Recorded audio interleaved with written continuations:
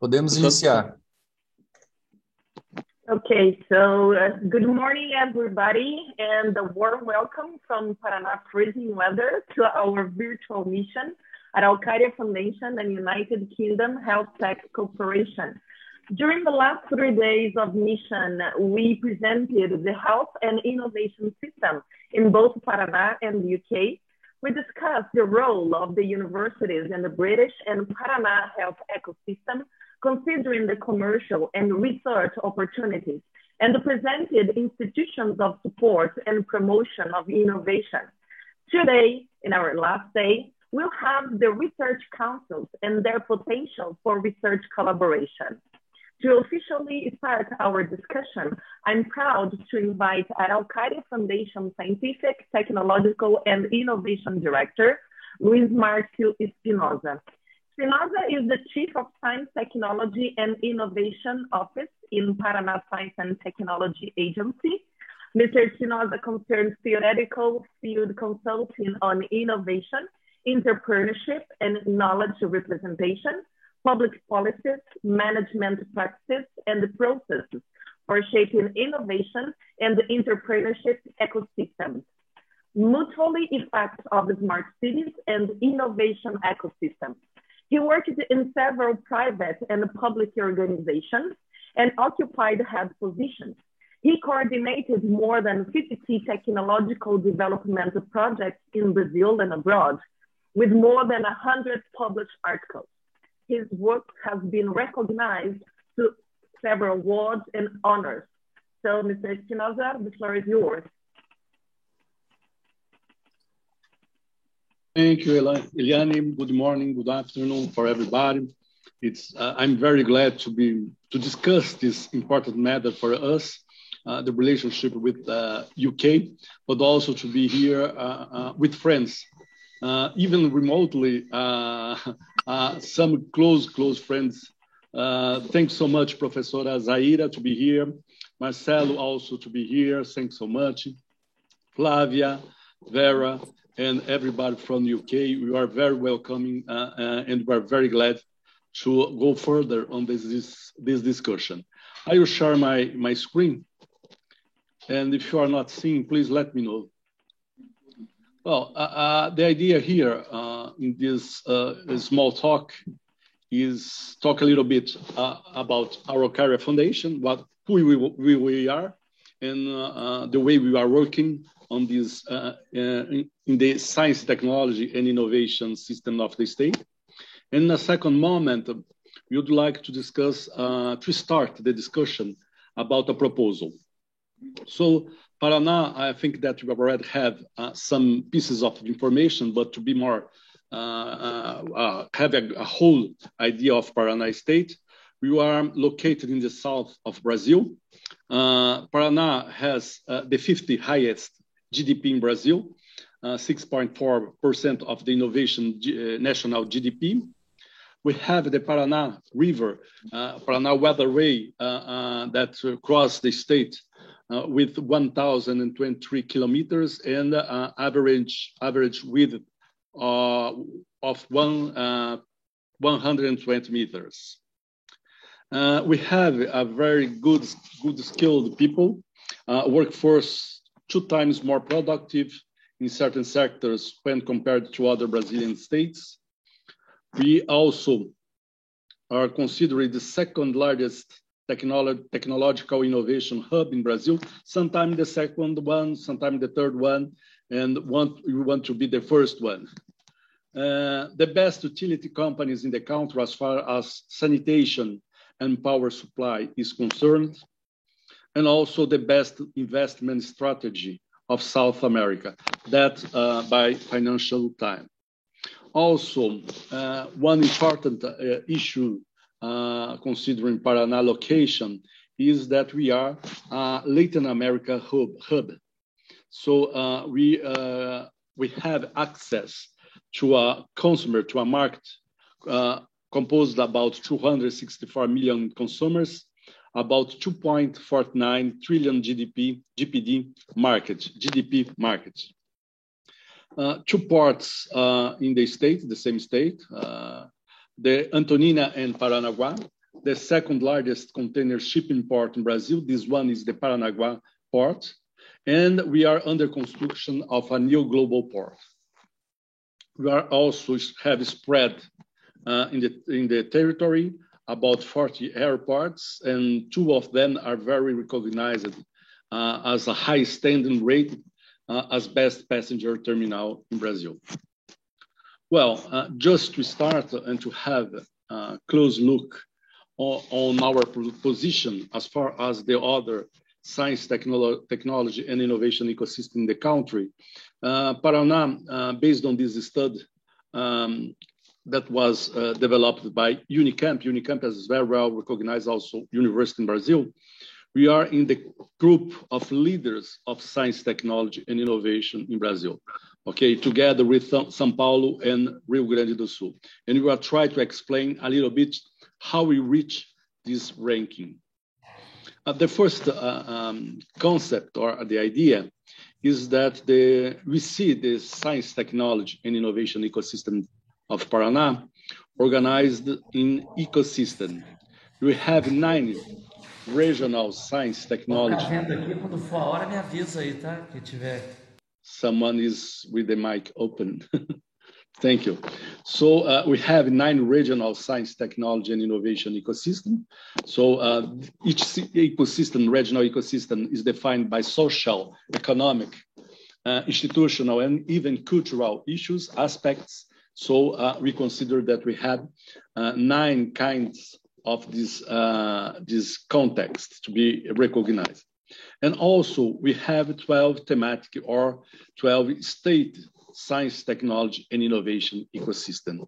And here in this mission, remote mission, we are discussing about one of these state science, technology, innovation ecosystem that regards the health and biotech possibility to go further, but also we are working with the 3 precise regional science, technology, and innovation ecosystem. I will precise that later. Also, we have a strong startup ecosystem. Today, we have about by this study, we have about 1,000 startups spread in all of the territory also, and they are very related with the science, technology, and innovation ecosystem. Well, about our strategy to get this ranking and also to approach these ecosystems. We developed a model, a management model that we call NAPES, in Portuguese, Novos Arranjos de Pesquisa e Inovação, in what we can call new R&D arrangements. It's a socio-technical approach. By this, you can understand something that was based on a digital platform, something like a science, technology, and innovation Uber, or science, technology, and innovation Airbnb, okay? So we can have access to all in a first moment, we can have access to all the assets we have in those regions, in those regional innovation ecosystems, okay? And the idea here is always to improve the mobilization and integration of these assets that are spread in the regions, and that because we want to answer the requests or the requirements of development of the state. And we are always focused on creation of wealth and well-being of our population, not just from Paraná, but also for Brazil. And we do that with the help of several partners. So we are very close to the development of agenda of some state leaders.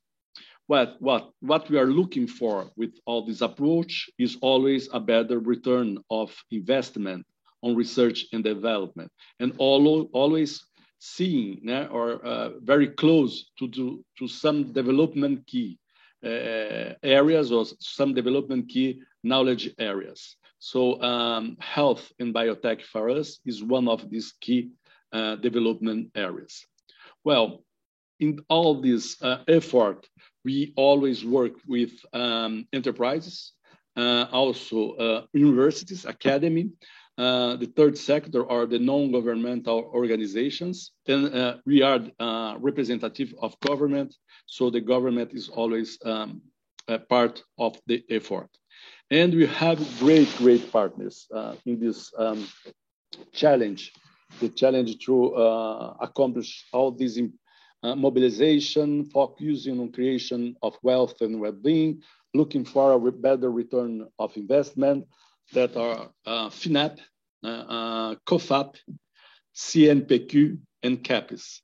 Well, all of them will be present here on exception of CAPES. We have a presentation of FINAP by Marcelo, that we will talk later, by CONFAP, that's Flavia, and CNPq, that is Professor Zaida, which I already thank you very much to these partners on this effort. Well, taking a close look on the regions we have in the state and also the assets we have. Well, in Paraná is a little bit different from the other states in Brazil. We have a very spread science and technology system as far as the territory is concerned. So we have today about 2,000 PhDs in the system, a rate of 50 PhDs per 100 inhabitants. So this tax is almost the same in several countries in Europe. I think that in UK you have a better range, but we are more close to Portugal, I think that Spain, and it's very important for us to have this asset. About 500,000 students in the system. And just to have an idea, as far as the health and biotech is concerned, we can use a platform, the digital platform, as I suggested before. So this platform we call eAraucária, so we can have access to each of these researchers.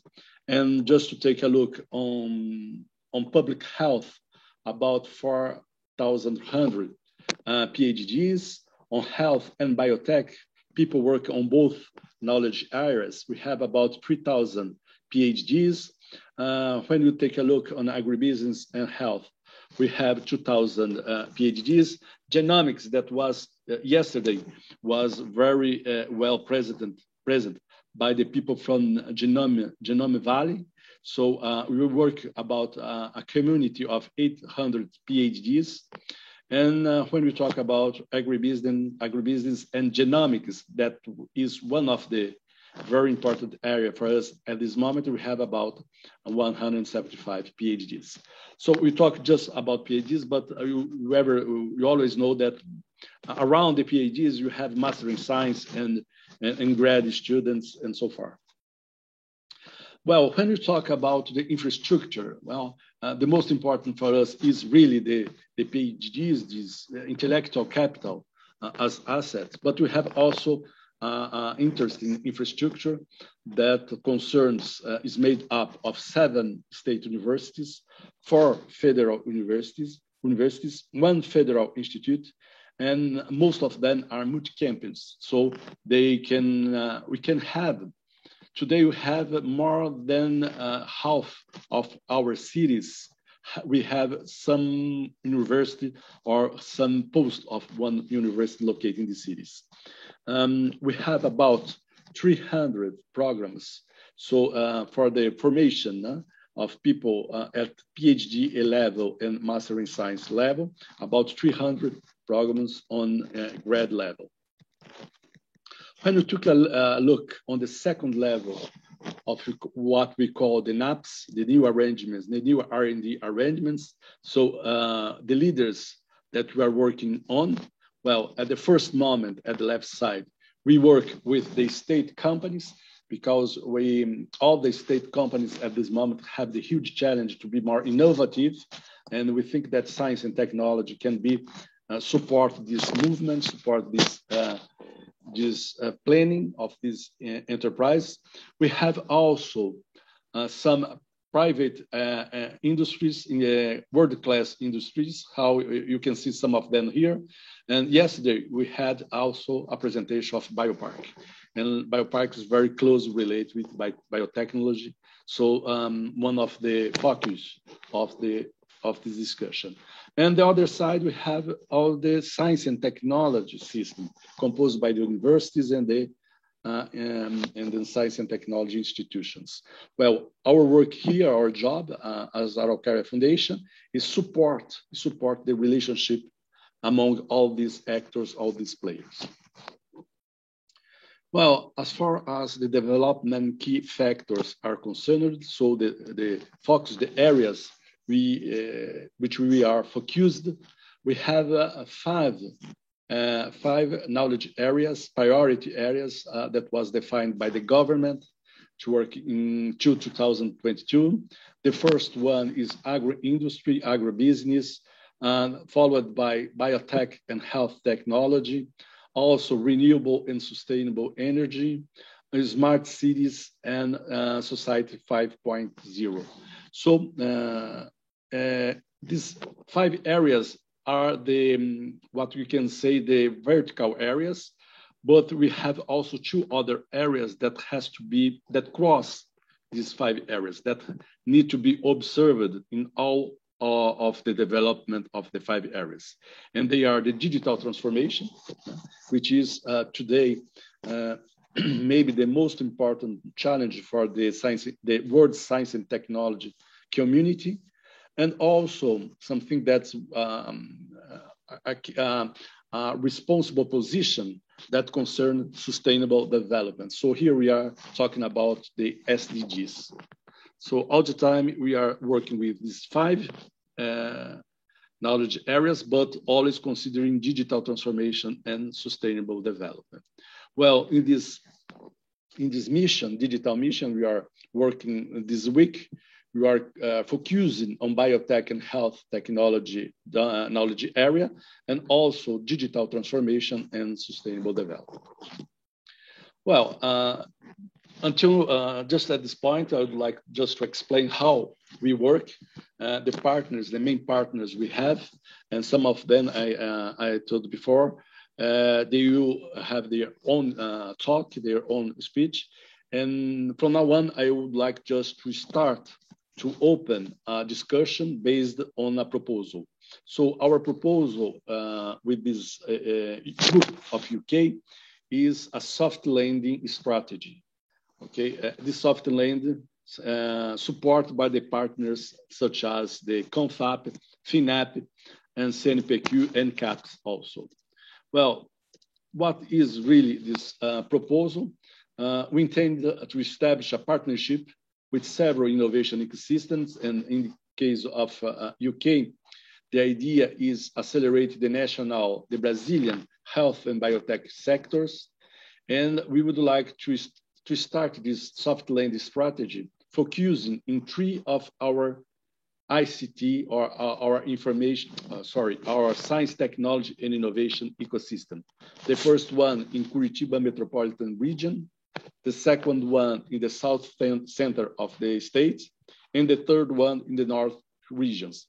Why these three science, technology, and innovation ecosystem? Because they are the most concerned with the health, with biotech industry in our state. And we think that we can work with all this based on the concept that we explained, the new arrangement on research and development. So basically what we would like to have is a joint effort, UK and Brazil, to support joint R&D and business by a bilateral support for soft landing of startups from Brazil to UK and UK from Brazil, okay? You can say from UK to Latin America, starting by Brazil. Bilateral support for technology transfer. We think that we have a lot of possibilities in this sense. Bilateral support for joint research. We always are concerned with research so far. So have a more details on that proposal. We'd like to start with two actions. So we are always looking for this soft landing. Paraná State with the UK or some region of UK. Okay, in Paraná State, we have Araucaria Foundation representing the Paraná State, and the focus is on Curitiba, concerns biotech and health. Yesterday, also, you had a presentation from TechPar and also from Fiocruz. Both of these R&D centers are located in this region. We have in the south, the Genoma Valley is the second science and technology and innovation ecosystem. They are closely related with biotech and health, with some applications in agribusiness. So we think that is a good option at this moment to start the soft landing strategy. And also in the north of our state, we have biotech and agribusiness ecosystem, mostly composed by startups. We like to think that this region in Paraná State is a launched base for startups in biotech, in agribusiness for the entire Brazil. So is one of the most important launch base for the country at this moment. Well, as a first action in this soft landing strategy, what we would like to discuss or offer is access to cutting Brazilian research in health and biotech sectors. So again, during this week, you had some ideas on this research and focused on health and biotech. Also, as a Latin America hub, we think that you can provide access to the Brazilian and South American markets.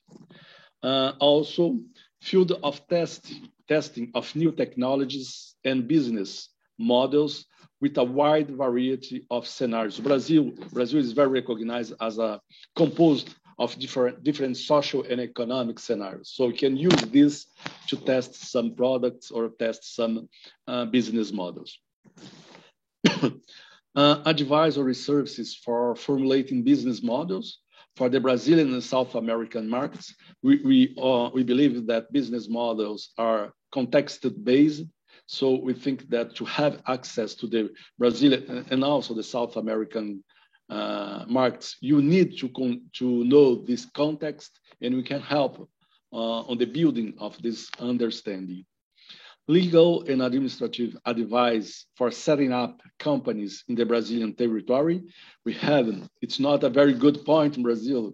We are not so easy to organize enterprising operation, but we are here to help and to be fast in this installation to get really reach the territory in Brazil and all the economic context in Brazil.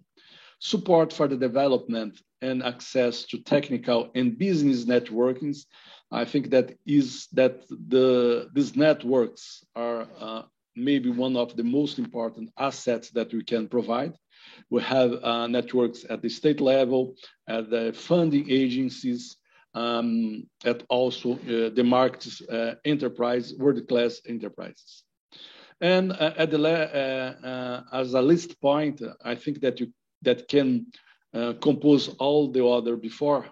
We think that you can offer a first office for the enterprise that would like to be installed in Paraná State. So infrastructure for the development of technology-based enterprise companies. We have today about 11 technology parks also spread in the state. So we can use this installation to receive business and enterprises and research also based actions. The second action we think that we can work is organize experts pool. The idea here is to implement a platform, this platform to support the startups, the R&D development, and the business model. So we have, based on the experts that we listed before, based on 2,000 PhDs we have in the system at this moment, we can organize a task force focused on business model experts, technology experts, market development, legal, language, capital access experts. So all these people, we can organize as a network to support the relationship or this soft landing strategy with UK. And again, I remember all the intellectual capital asset that we have in this moment to put in place or to work in this soft landing strategy. So thanks so much on behalf of Professor Ramiro, our president, Gerson Koch, the money's man, and myself. So as I stop now, and as I said before, it's just the starting of a discussion. So I will be glad at the end of the day, at the end of the next presentation, to go further. And also, I would like to introduce the next people that work with us. Not me. I request to Eliane to introduce the people that we will talk later. That's it. So thanks so much. Thanks so much. Thank you so much, Marcio Espinosa, for presenting our science, technology, and ecosystem. For sure, at Araucaria Foundation has been playing a key role by means of the new arrangements of research and innovation to impact the state of development, as well as Araucaria Foundation proposal for joint collaboration together with the UK. So our next speaker, I'm proud to present Mrs. Maria Zaira Turki. Mrs. Zaira has a degree in letters, Portuguese, English from the Federal University of Goiás and PhD in letters from PUC, Rio Grande do Sul, with a doctorate sandwich at the Center of Research, University of Grenoble in France. Full professor at the Federal University of Goiás, having served as a coordinator of the postgraduate program in languages and linguistics, general coordinator of graduate studies, Prorector of Research and Graduate Studies, Director of the Faculty of Arts, Editor of Signotia Magazine at Letras Faculty. She was a Vice President of ANPOL, that's the National Association for Research and Postgraduate Studies in Letters and Linguistics.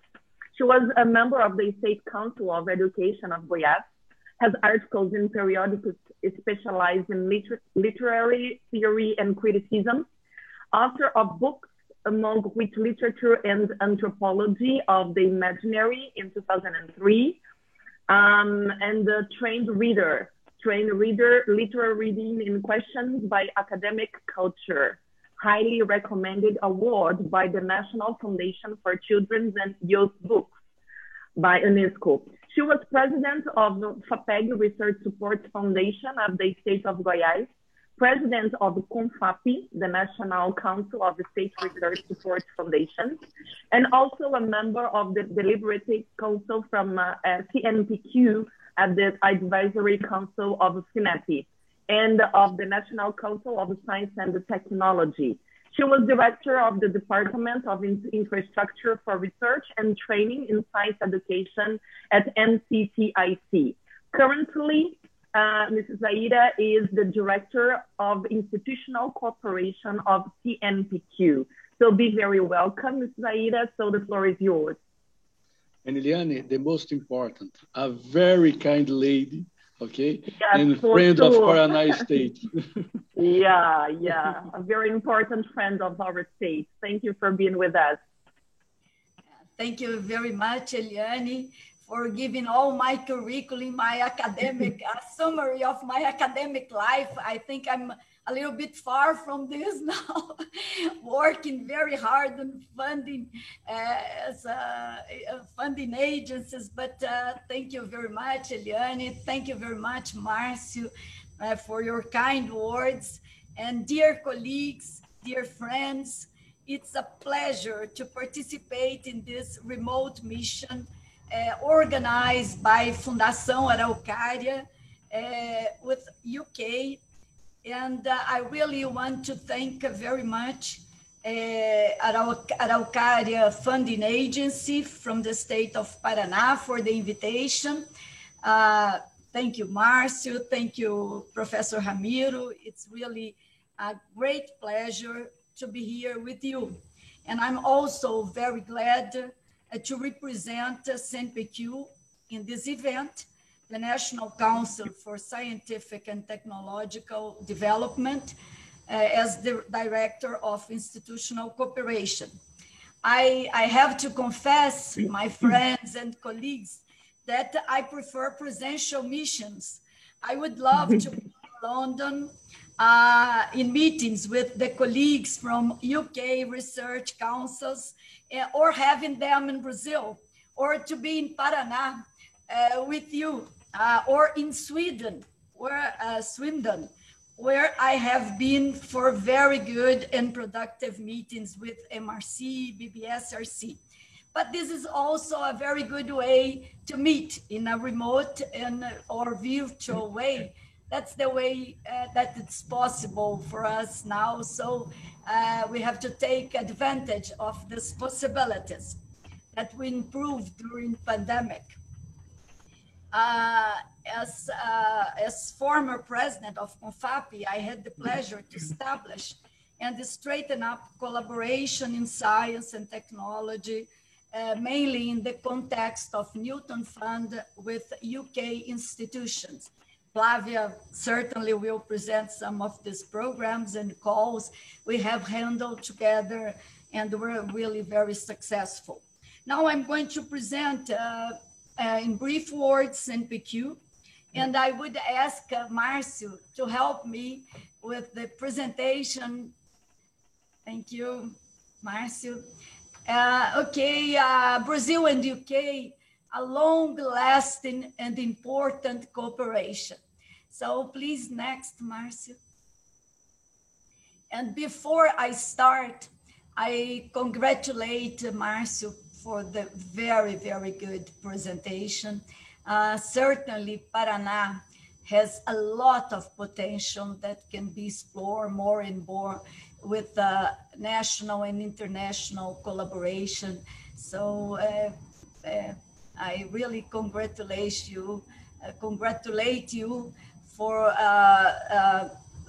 the presentation that could show to our colleagues all the potential that exists in the state of Paraná.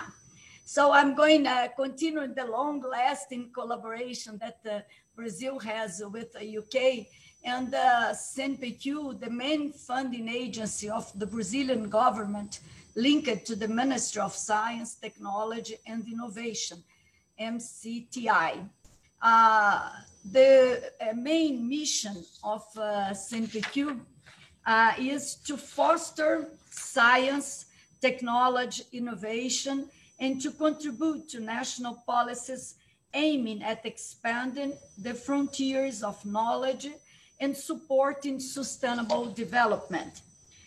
We are focusing on developing science, technology, and innovation in Brazil, improving the academy and industry interaction, and contributing to the training of researchers for excellence science.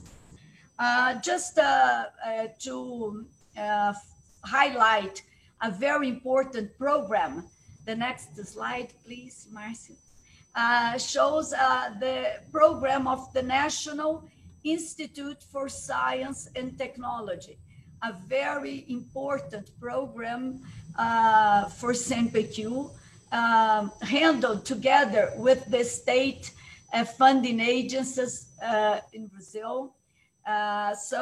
In this very important program, we have national institutes in different areas, specifically on health. We have strong national institutes, and these institutes are composed by universities, different universities from different states in the country that have very strong national and international networks, and also linked to the industry. In the health area, we have, for example, INCT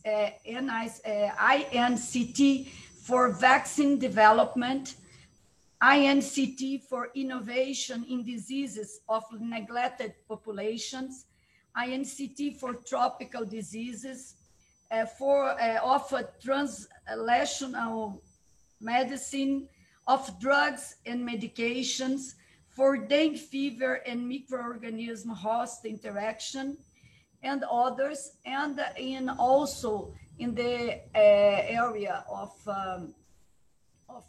biotechnology. We have important INCTs, and the state of Paraná leads some of these national institutes and participate with the researchers and institutions from the state of Paraná in many of these national institutes for science and technology, and have really very strong capacity installed in Paraná, in participation, as you can see in the map, in many of these national institutes. So they are 102, all of them. And I would like briefly to present the long history of collaboration between CNPq and UK institutions. So please, the next one, Marcio. In basic science and technology, we signed an agreement in 2000 for climate change, organic electronics, animal health, natural products, pharmaceuticals, and ethics in science. Also, bilateral action plan in 2006 focused on actions aimed at eradicating poverty, promotion social inclusion, and improving the quality of life. Just to mention briefly, the Joint Economic and Trade Committee, JETCO, in 2006, there's a bilateral action plan in the area of S&T was adopted to strengthen cooperation and focus on actions aimed at, as I said, at the eradication of poverty and quality of life.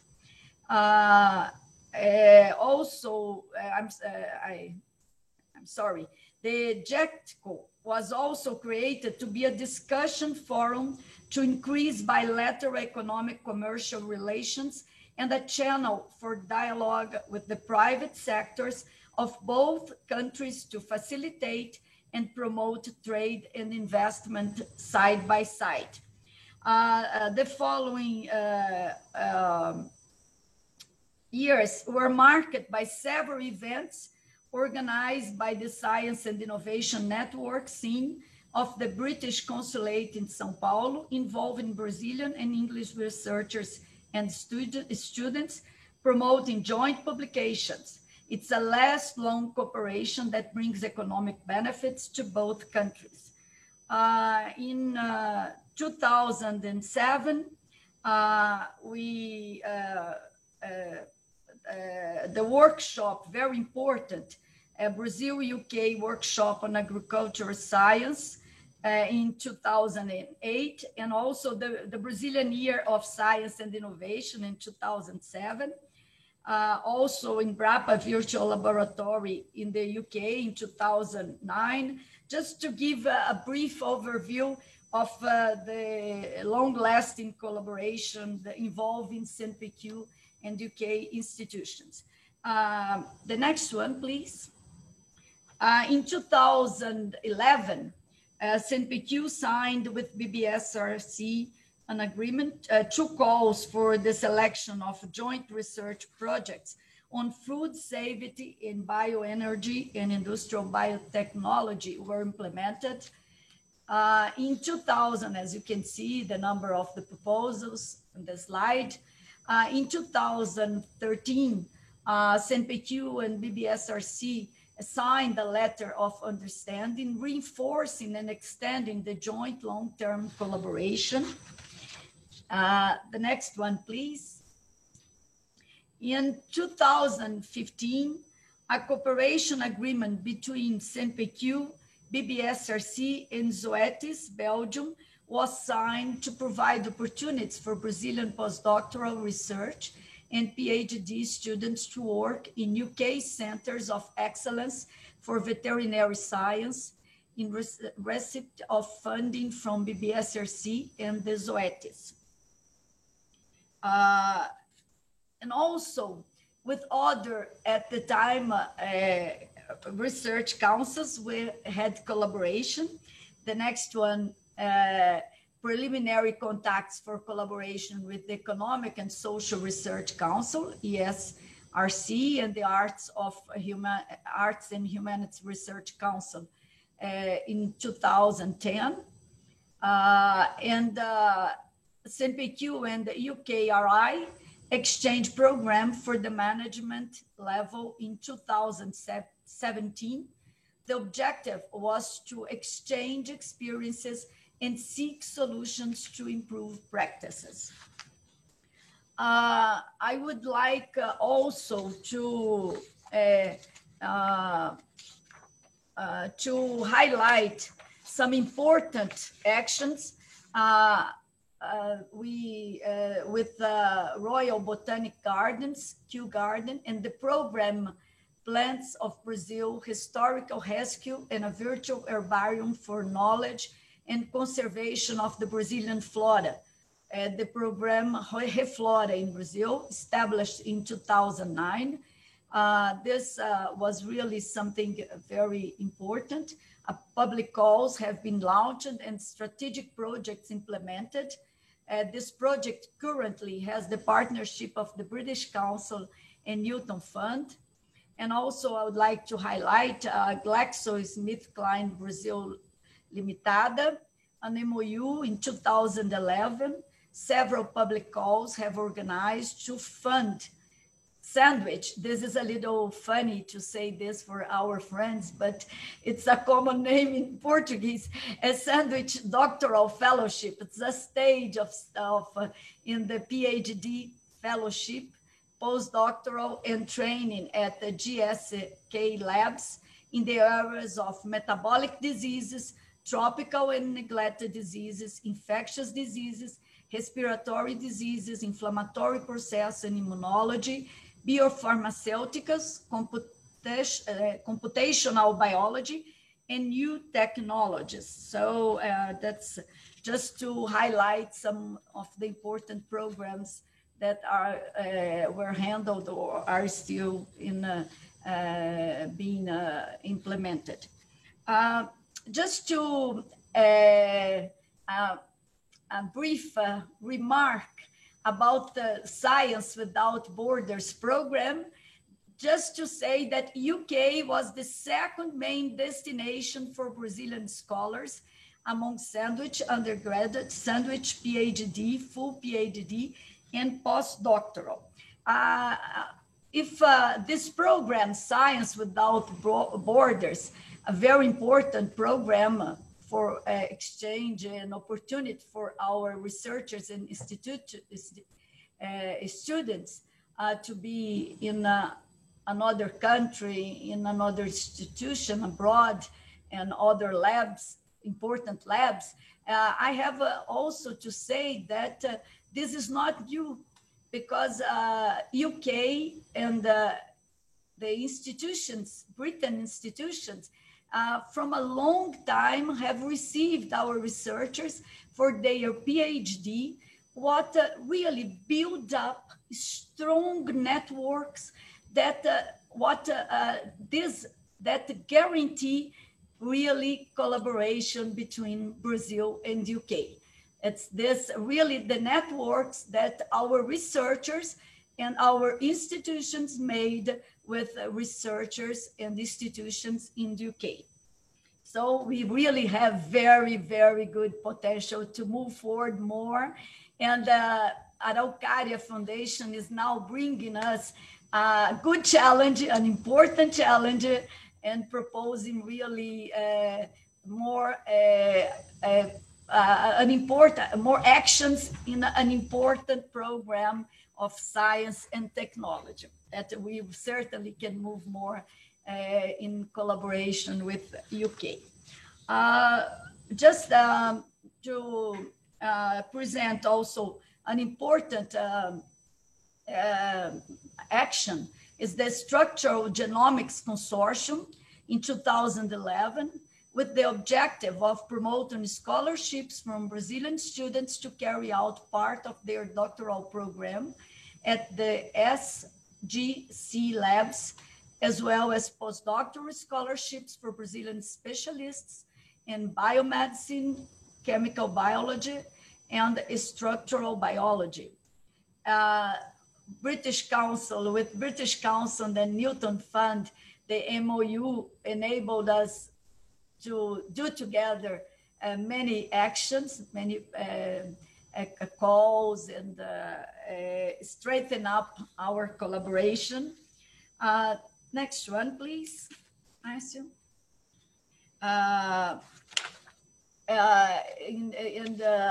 It's just to highlight also researcher links, workshops organized by CNPq, CONFAP, and British Council to promote direct interaction between young Brazilian and British researchers in areas such as radiopharmaceuticals, nanotechnology, applied to health, and others, and public calls launched by CNPq, CONFAP, British Council, and Newton Fund to support research projects and partnerships between Brazilian and British institutions of higher education and research, institutional links, under an important program here for CNPq that is spelled the Long-Term Ecological Research Program, and conservation biodiversity, sustainable management of ecosystems, and etc.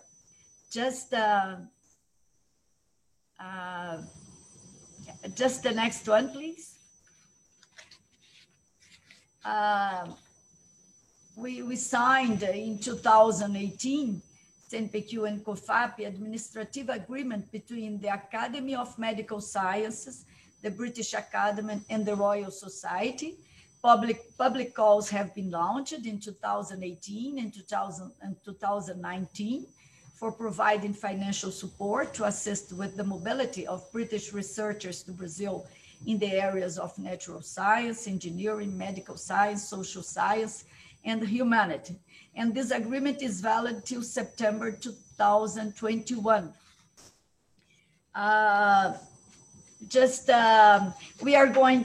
We are together with British Council for the Gender Summit in Brazil in September 2021, that is led by Portia in UK, together with British Council. Also, we also have been supported FameLab with British Council, so an important partner.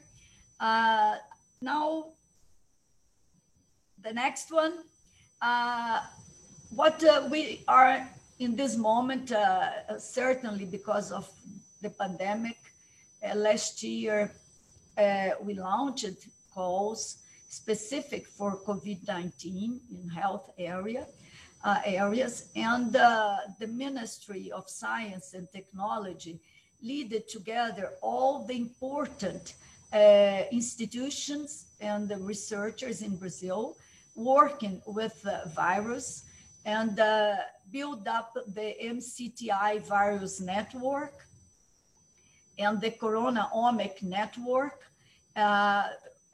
in charge of the sequencing and monitoring of the new variants of the coronavirus in circulation in Brazil.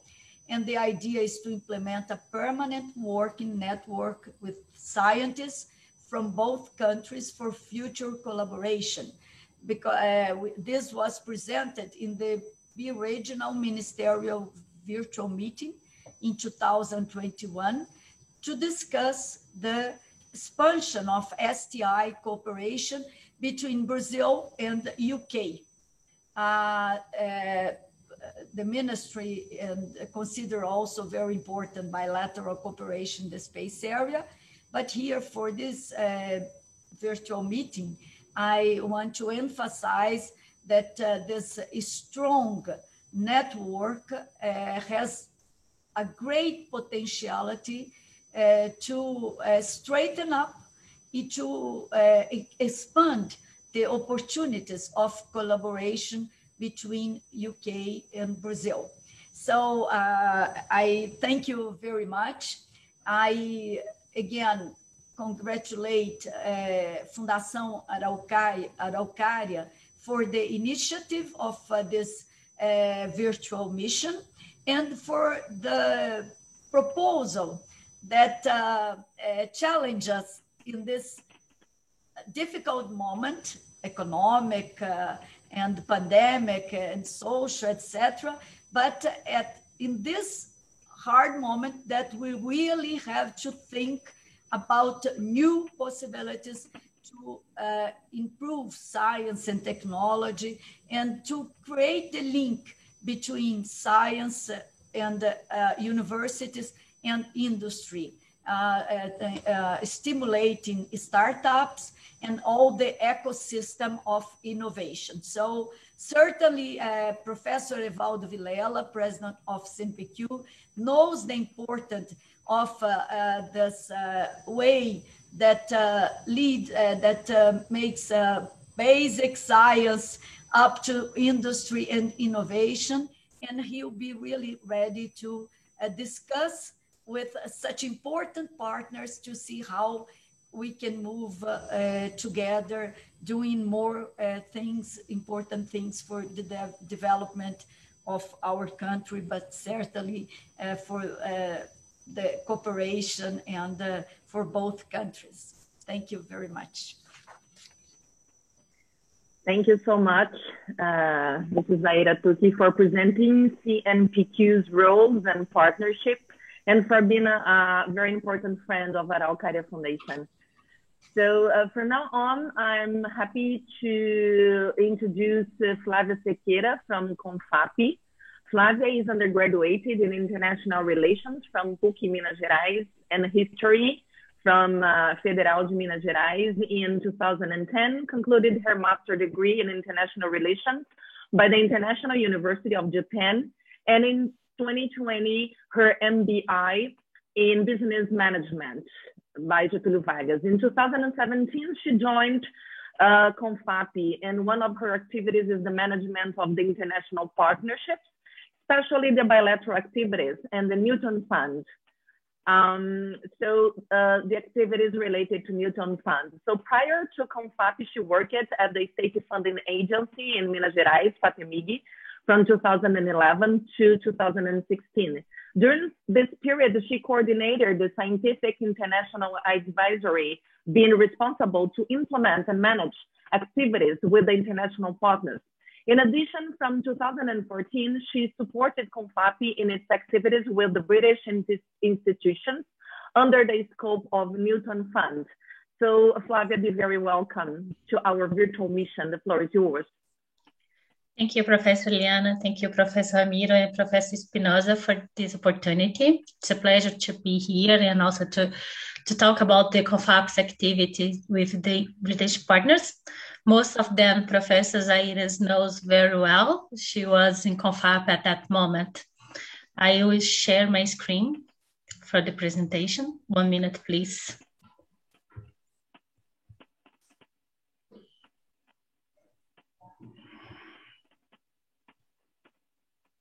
One minute. Is it okay? Yeah. Mm-hmm. Yeah. Thank you. The idea of this presentation is to give you an overview of all activities between CONFAP, by the FAPES, and the UK partners. First, I would like to give a quickly explanation about what is CONFAP. CONFAP is an NGO that represents all the states' research and innovation fund agents. Its strategy, its capillarity, fundraising, and wide spectrum of actions and acknowledgement of the difference. We work with all the state agents from all Brazil. Only Roraima doesn't have yet, but it's been established. CONFAP there is a representation in important of research, development, and innovation organization. Political actions at Brazil executive and legislative branches. We work with our executive and legislative representative to bring more security for the research and innovation environment in the legislation level. And also we work with national and international partnerships. It's important to say that CONFAP does not support research. We do the articulation between the international and national partners of the FAPES. Who are they responsible for the research to support the research projects are the FAPE. We make this possible to work in a group.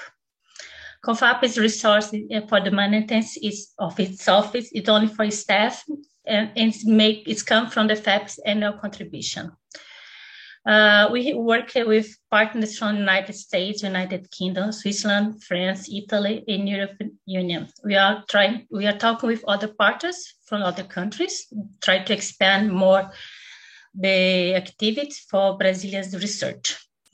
And our national partners are CNPq, FINEP, CAPES, SBPC, ABC, and CNI. Now we're going to talk more related to the UK partners. In 2014 was established the Memorandum of Understanding between CONFAP and the Government of the United Kingdom related to the activities of the Newton Fund. The Newton Fund is a government action from the UK, not only from Brazil, but not only for Brazil, but for other 14 countries, in a way with the goal to building the researchers in these countries, and in the same time to promote mobility and exchange between the groups of research for development. The Newton Fund has 3 pillars. There are people, program, and innovation. That is known as translation, but CONFAP works in 2. People with the British Council and the UK Academies. When we are saying UK Academies, Academy of Medical Science, British Academy, and Royal Society. We used to work with the Royal Academy of Engineers, but in 2017 they changed the goal. We're not working at this moment. And in program, we work with the UK Research Councils, UKRI. This link is useful because you can have an overview of other activities that each FAPE participated from 2014 to 2019, how many projects were approved in each call for proposal with each partner, how many projects that each institution supported. Related to British Council, we work with calls for proposals related to research links that aims to join support for the organization of Brazilian British workshop to foster international collaboration and career of younger researchers. It was supported 17 workshops during 5 years, and Fundação Araucaria supported 3 workshops.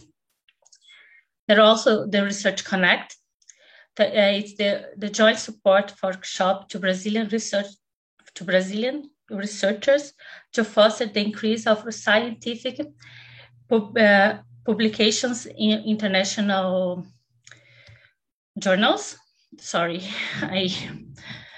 The activity was launched from 2015 to 2018, and it was jointly supported 100 workshops.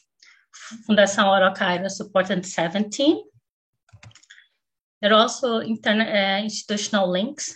Is a research project that was launched from in 2016, and in 2017 there was 7 projects related to Zika virus and social innovations. Fundação Araucaria supported 1 project. We have also the activities, scholarship supported to master degree to underrepresentative groups in science. The idea is to give opportunity for well-prepared students from underrepresentative groups in science to do its master's degree in UK in the field of science and innovation. It was launched in 2017 and 18 with participation of 3 FAPES, and 13 students were selected. Among them, 1 student, after she concluded her master's degree, she received an invitation for university in the UK with a full scholarship for your doctoral. There is also the last activity under the scope of the Newton Fund is the Newton Fund Impact Scheme.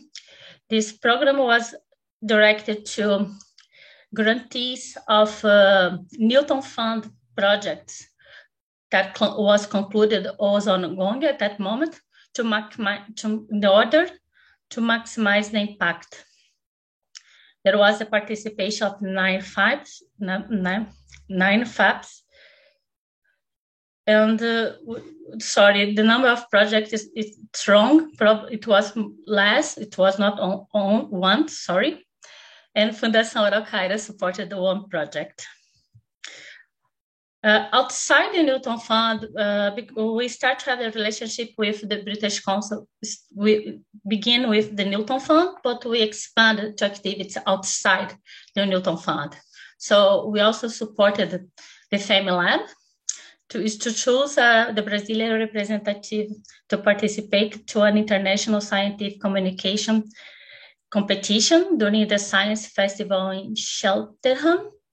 It was launched in 2017, 2018, 2020, but the Fundação Araucária participated in the 3 rounds. The call for proposal UKBR English collaboration call, which aims to, it had 2 aims. One is to maximize the use of the English language as a tool for internationalization and the improvement of English language teaching and learning in public school systems. It was launched in 2018 with 9 projects that was involved Brazil and UK researchers. 4 projects were supported between FAPES and the British Council. Among them, 3 were supported by Fundação Araucária. This project could be supported or not by the FAPES. Now we are planning to launch another call for proposal. The name is University for the World Design Internationalization Strategies and Language Policy, which the goals are support the structuring of international advisory service and higher education institutions and public and private research institutes, and develop the consolidated internationalization strategies at higher education and internationalization institutions, and public-private research institutes, focusing on capacity building for managers and implementing language policies. The total amount of requests must range from 50,000 to 200,000 per project. It is a request a counterpart from the Brazilian and British institution at least 15% of the total request, but both institutions have to decide how much the percentage of each of the support from each. The duration of the project is from 18 to 24 months. The MEC will support the federal universities in the whole country, whole Brazil, and the FAPES, among them, the Fundação Araucária will support the state private universities and the federal and state research institution. It's important to highlight that in this call for proposal, the Brazilian universities have to have an English partner. It can be in a bilateral strategy that will be approach, that will be one Brazilian university with one British, or with a trilateral approach it will be 2 Brazilian universities and 1 in UK, or a multilateral, that will be more than 2 universities in Brazil and more than 1 in UK. The data to be launched is not defined yet. We aim to be launched as soon as possible. With the UK academies, the focus is the mobility of research between the countries. The UK academies are responsible for the mobility of Brazilian researchers to the UK. CONFAP is responsible for the British mobility researchers, for the mobility of the British researchers to Brazil, but it's responsible for the to launch the call for proposal, to manage all the process and the financial support. And from 2018, the CNPq joined CONFAP in its call to the mobility of the British researchers to Brazil. To 2014 to 2019, CONFAP supported 291 mobilities, and 2 were supported by CNPq. CNPq in these 2 calls in 2018, 2019 received a few proposals to be analyzed, and from this proposal supported by CONFAP, 29 was supported by Fundação Araucária. From 2015 to 2018, the UK Academy supported 19 mobilities. Then, between then, 11 research from the states of Paraná went to UK, supported by them. These numbers need to be updated. We also have some opportunity. We also launched some call for proposal with UKRI.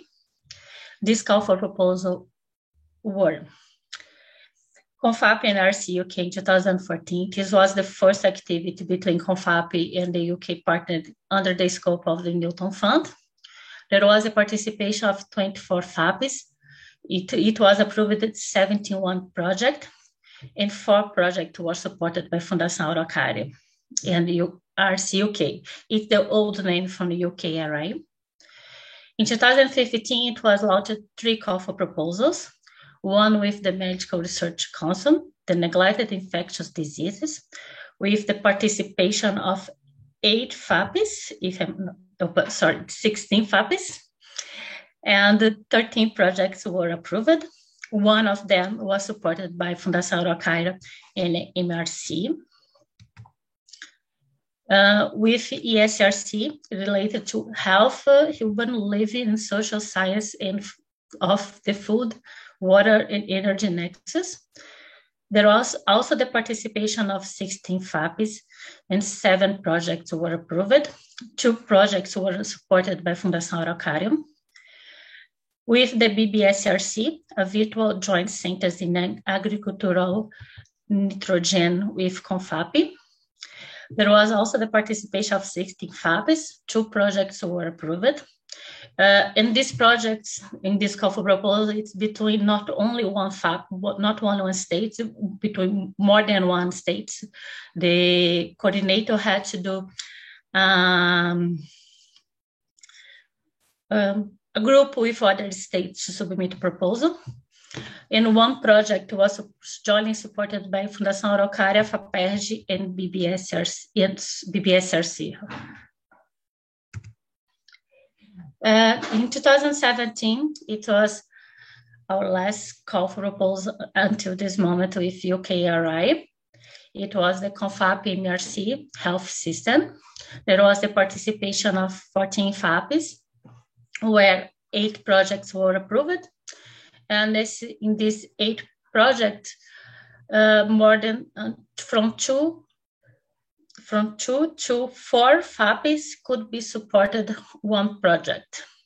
And it was required a consortium between the Brazilian researchers.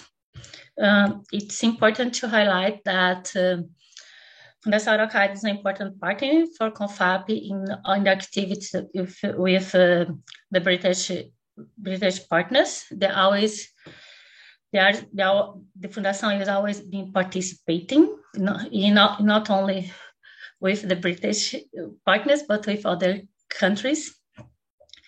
And it's very interesting, the activity presented by Professor Espinosa about a new form to joint work. And I believe that we are open to talk and see how we can work it with. Thank you. If you have any doubts, my email, it's on the screen. I'll be pleasant to share. Thank you, Professor. Sorry, I'm going to stop. Thank you. Thank you so much, Flavia, for bringing CONFAP's national and international overview to support the state and funding agencies, especially the collaboration together with the UK partners like the British Council, research councils, and academies. Thanks a lot. So from now on, I'd like to invite Marcelo Nicolas Camaro from FINEP. He is a strategic decisions and innovation management professor at Cefet, Rio de Janeiro, and the Cândido Mendes Universities. Superintendent of Applied Research and the Technological Development Area Education at FINEP. He has a master in business administration and information scientific and technological from University of Toulon in France. He has a competitive MBA in competitive intelligence from Federal do Rio de Janeiro, black belt by General Electric from the United States, and mechanical engineer graduation from the Federal University of Rio de Janeiro. So Mr. Marcelo, be very welcome to our virtual mission, and the floor is yours. Well, first of all, I'm very happy and very glad to participate in this event with Fundação Araucária and the UK members. I think that this is very, very important, try to enhance this cooperation and partnership with the other countries, especially from Europe. And then I will try to, first of all, try to put my presentation here, and then I will begin to present a little summary about FINEP, and then after doing some highlights about the partnership and cooperation, some special programs that we have with the research foundations, and also to try to focus in two main programs that call Centelha and Tecnova. I am in FINEP, for instance, I think that is good to do this introduction. We are dividing in sectors. Unfortunately, I'm not responsible of healthcare sector. I am representing the President, General Valdemar Barroso, and my director, Marcelo Bortolini. But I am responsible nowadays, and my superintendent is responsible for scientific and technological institutes, and the science parks and incubators too, and all decentralized programs. And I will try to explain this decentralized programs and the importance of decentralized programs to FINEP, and also the importance to try to establish cooperation and partnerships with a lot of actors, and for instance, the Araucária Foundation, and also the partnership programs that I'm also responsible in FINEP too. Just a minute, let me try to share my screen.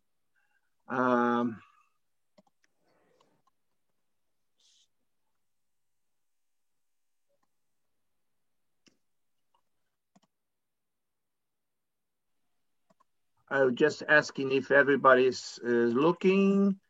It's okay Yeah. to everybody? It's okay. It's on the show. Mm-hmm.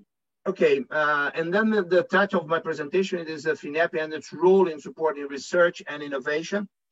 Also, thank you very much to the invite to participate in this event, especially to Márcio Espinosa, my colleague.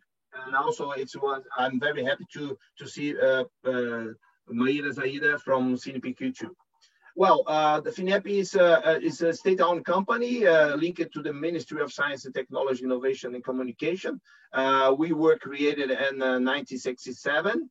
Then we have 50 years acting is to enhance the innovation in our country. And our main objective, we are calling, for instance, FINEP is calling the Brazilian Innovation Agency, is very, very important role in our country. And then our objective is to act in the whole chain of innovation, focusing on actions with a strategic and high impact for the sustainable development of Brazil.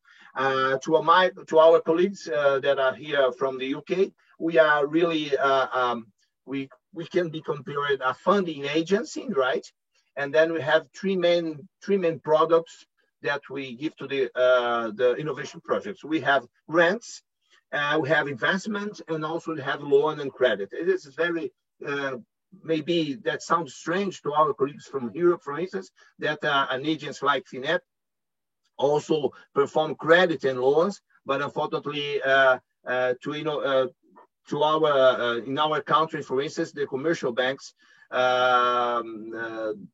we have so high interest rates. Then, unfortunately, in a special period of the project of innovation that needs credits, for instance, to commercial expenses, to marketing expenses, and also to try to put the pioneer batch, then they don't have support from commercial banks because our high interest rates, and then FINEP needs to also have this kind of line of money to the innovation project.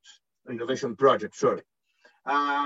terms of our action, for instance, we are also dealing with the two main ministries, the education ministry, as Maria Zaida presented some very, very important relations of the education ministry too, but in spite of CNPq belongs to scientific and technological Ministry of Science and Technology and Innovation. And as we can see here in this slide, we have CAPES that belongs to Ministry Education Ministry, sorry, and also the Economy Ministry with BNDES, a very, very important bank in our country. And in our ministry, in the Science, Technology and Innovation Ministry, we have Embrapi, FINEP, and CNPq, right? And then we are also dealing with them, trying to establish some partnerships and trying to perform some programs that I will focus in some slides further. And also in the regional level, that this is a very, very important point because of this, that I think that this kind of event is very, very important to ourselves in FINEP. We are working very, very hard with the research foundations, trying to implement some scholarship grants for scientific research and infrastructure, grants to small companies, and summarizing, trying to give the support to the whole chain of innovation in the States, right? And then there are very, very important readers that I will present. In terms of our action, for instance, we are present, FINEP is present in the whole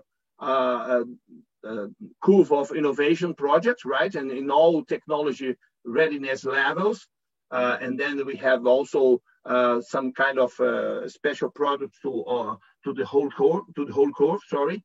And especially to some different monies to them. As I told, we are giving support to research projects and scientific and technological infrastructure to pre-incubation, incubation and startups, emerging companies, then business competitiveness, and we are enhancing these actions with the partnerships with the research foundations. Here in this slide, this is a summary of all kinds of programs that we have in FINEP, and also to the cycle of the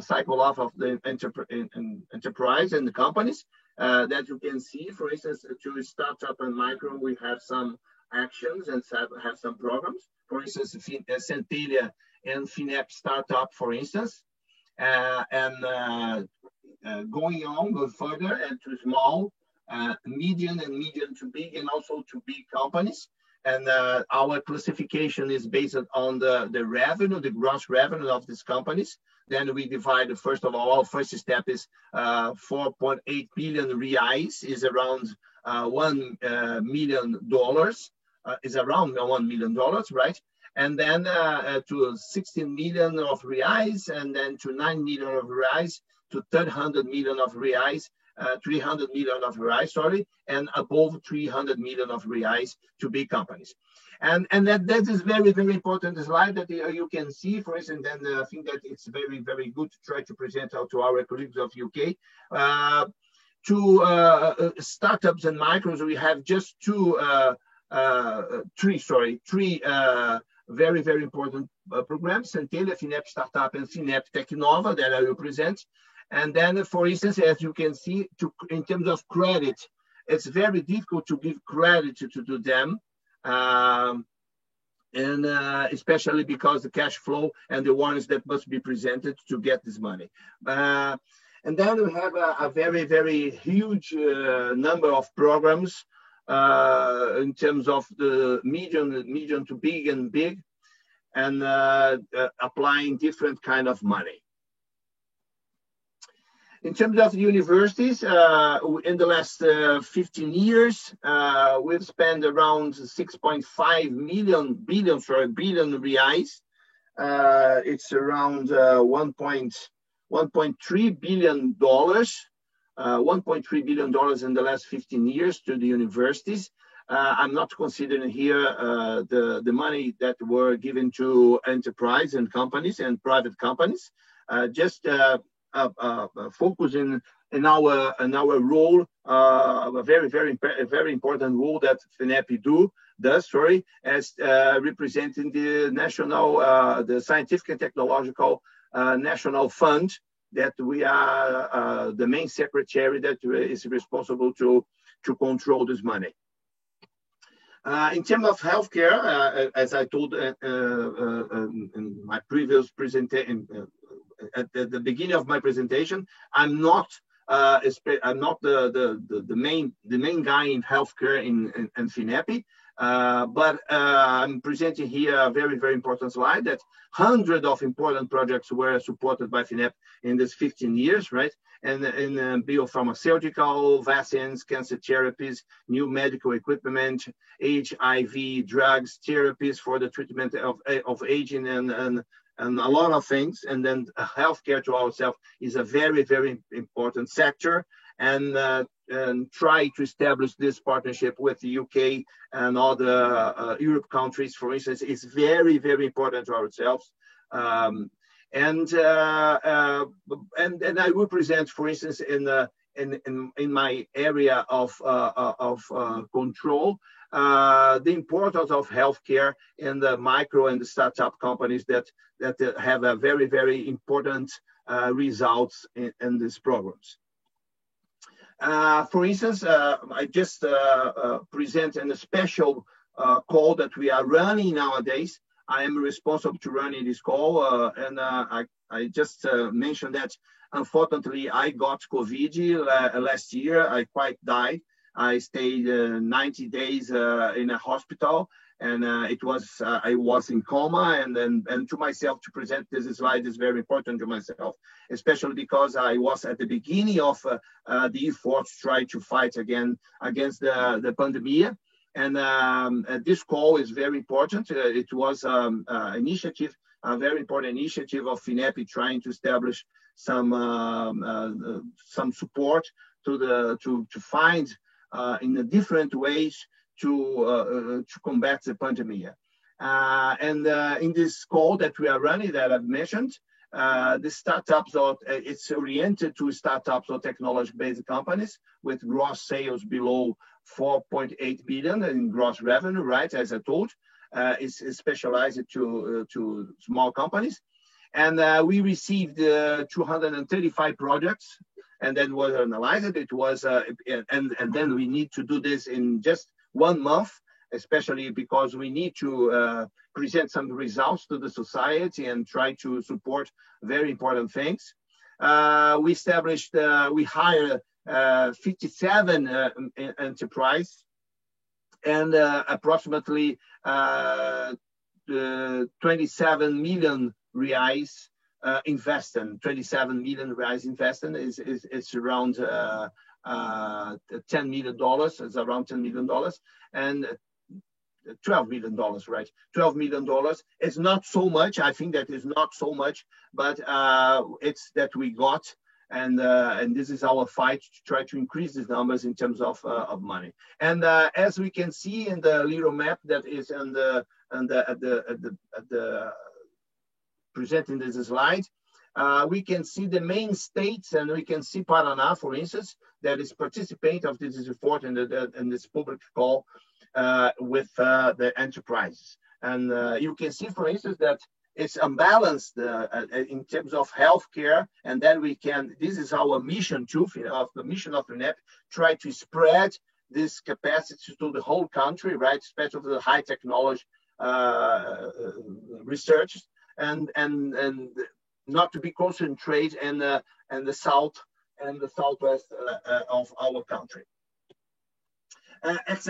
Examples of this results of this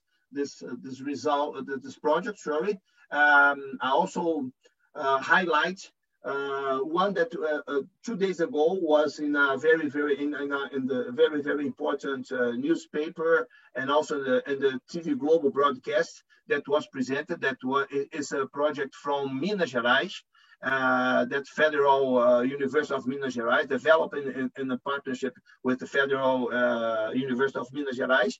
That is the virus detection and viral load measurement in environments and equipment, and also a kit that can check if is with COVID or not, if the patient is COVID or not, especially because the kit that we are buying from the outside, from foreign countries, is very, very expensive to ourselves. And with this project, the price of this kit is around 10. Let me check. Is in comparison is $1 and $15, and then we got $1 to produce this kit, and that is a very, very important point to ourselves. Try to enhance and measure if the patients if are with COVID or not. We must increase these numbers of inspection to combat the pandemic. And also collaborative robots to aid hospital activities involve patients and contaminant environments. New agents and chemicals for deactivating the coronavirus for the offer safety to user and environments. And nanotechnology, we got a lot of projects of nanotechnology to fabrics that we must use in the masks, and also with a very, very low price. And this is some of examples of this public call that we are running nowadays. Now we are entering a very, very important part of my presentation, that is trying to highlight the importance of the partnership and cooperation to FINEP, right? I think that we are a very important company, but we have just 500 guys in FINEP, and with this number of employees, for instance, it will be completely impossible to deal and to support the efforts to enhance the innovation in our country, especially in high technology areas. And because of this, partnerships and cooperation is nowadays is a mission of us, is a very, very important direction to ourselves. To knowledge and innovation increasingly interconnected between different actors, so we must try to do this connection. FINEP must be a very, very important hub interconnecting these actors. And then, for instance, with the Research Foundation, we are doing this kind of job in the last 15 years. And I'm very glad, because I'm responsible to do this very important connection with the CONFAP and the Foundation of Research too. We need to increase the capillarity, because our country is very, very big, and we don't have we must be global, but we must be focused on the reality of the states. We have different realities in our country, and to have these partnerships and to have this cooperation agreements, we can increase this capillarity. We must also try to investigate and try to get interest areas and common issues.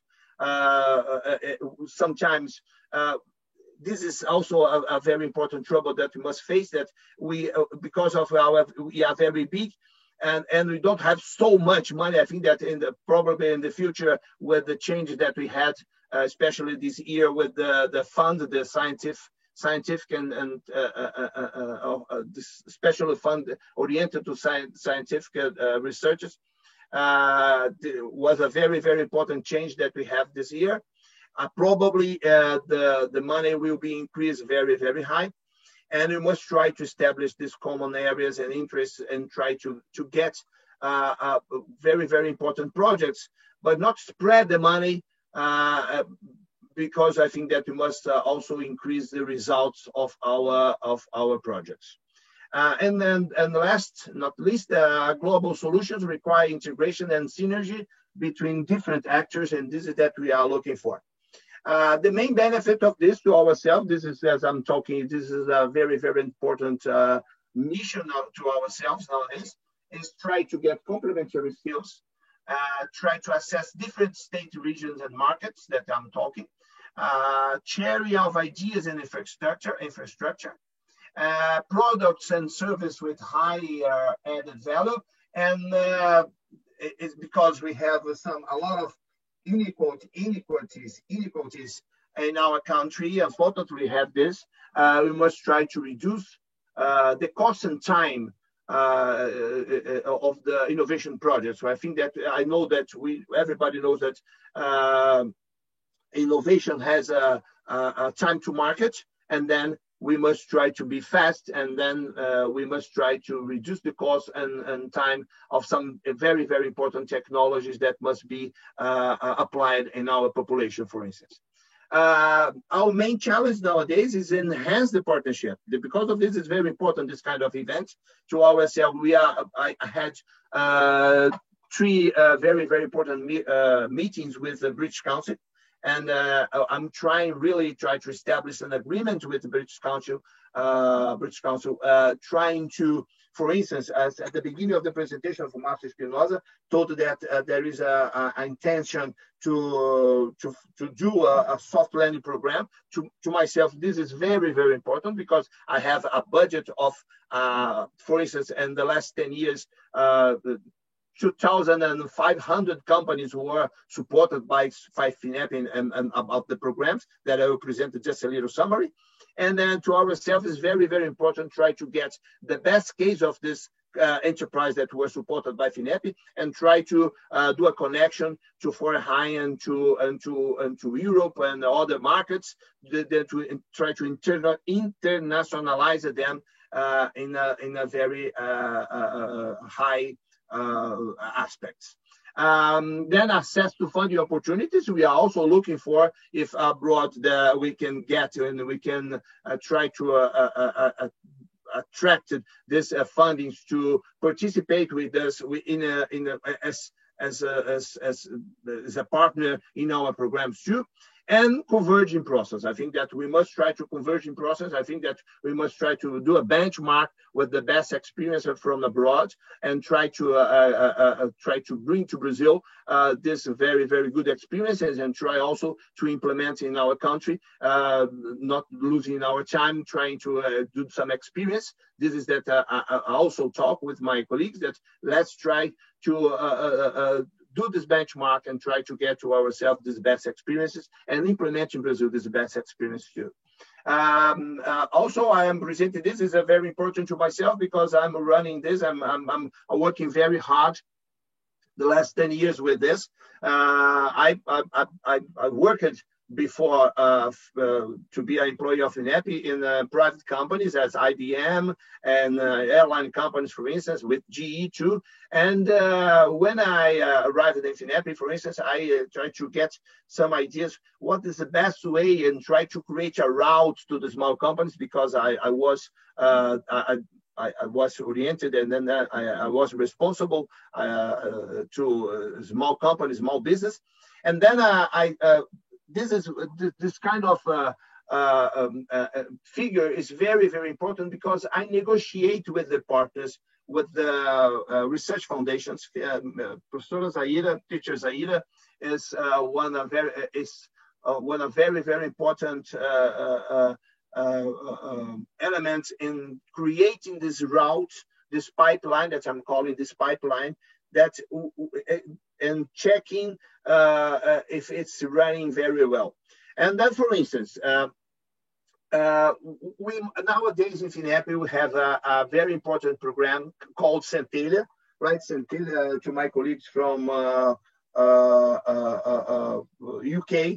Centelha is Spark, is a flake, right? And that do the ignition, that because of this is then do the ignition to a project. Then it's called Centelha, and Centelha is our a door of entrance in FINEP, for instance. Then if you have an idea, if you have an innovation idea, for instance, that you are not right, if you are not sure, about if it will be a good project, then you can present this idea, and during 6 months, this idea is being checking with the mentor of CERTI Foundation, that is a member of this program with ourselves, and then applying the methodology of that was developed by CERTI Foundation from Santa Catarina State.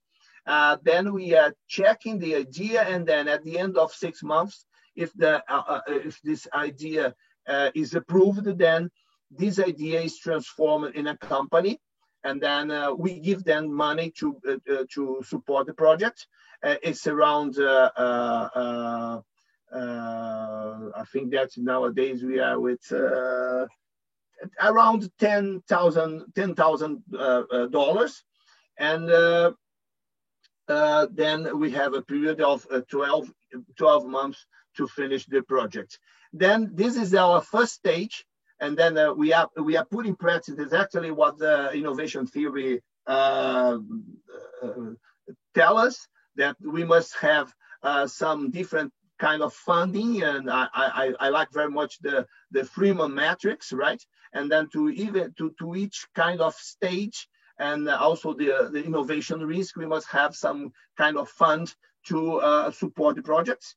And then the next step, when the company is stronger, and have cash flow, and have also warranties to present, and also that more muscle, then can present a project to Tecnova program, that we also run this with Research Foundation. This is 2 stages, the 2 first stages of our pipeline, we run with Research Foundation. This is very, very important to point out here. Then, because without the partnership, without this kind of partnership with Research Foundation, FINEP, it will be impossible to get so good results and try to spread the support of the numbers of innovation projects.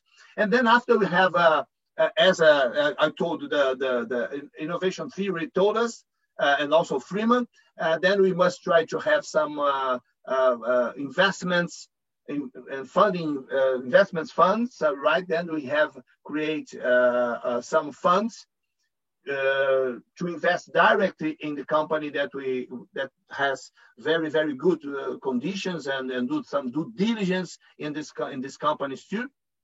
And then it's possible to FINEP invest direct money, changing participation to money as venture capital, as a venture capitalist, sorry. And the other step is the program that I told you with the credit, that we run with state banks. And there are a lot of state banks in the States, for instance. We have some very important from the South that is called BRDE, also Badeschi, also Fomento Paraná, and this is also to support a very important moment of the innovation project that must give them the credit to try to achieve the market. In terms of, let me just to finish my presentation, do some highlights. That is very important because we are looking for how to do some how to do and try to establish some agreements with foreign countries.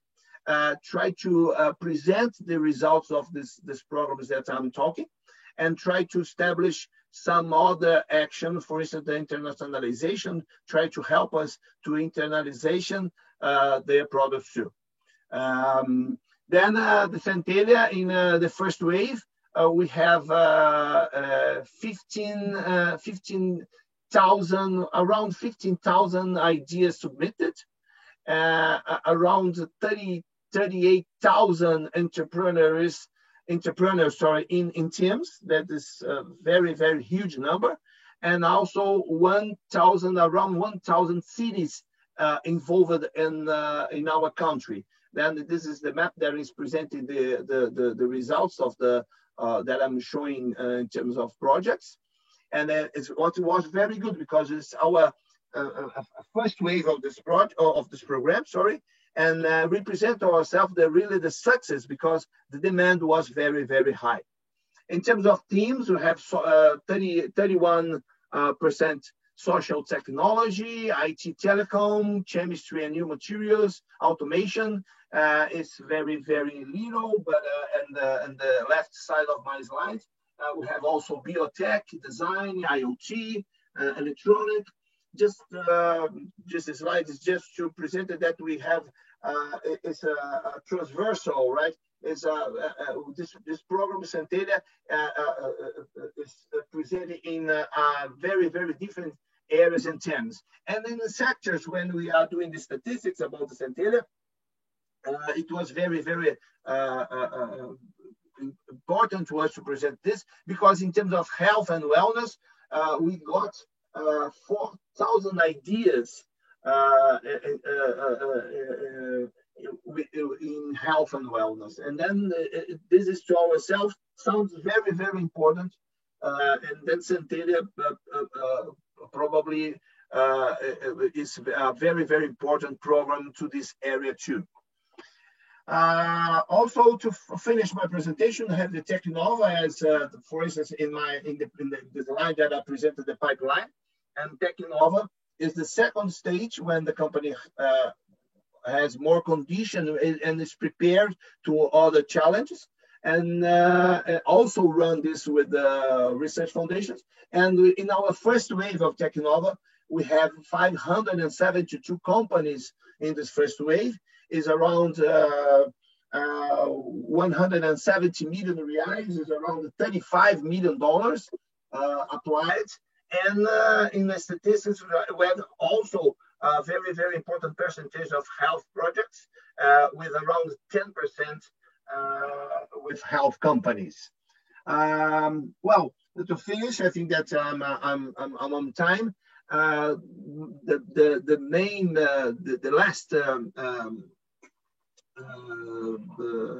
The conclusion of my presentation is that FINEP is the Brazilian innovation agents, and to ourselves, to have partners, to have cooperation, try to enhance everything about this to ourselves is our main mission nowadays, because together we can transform Brazil through innovation.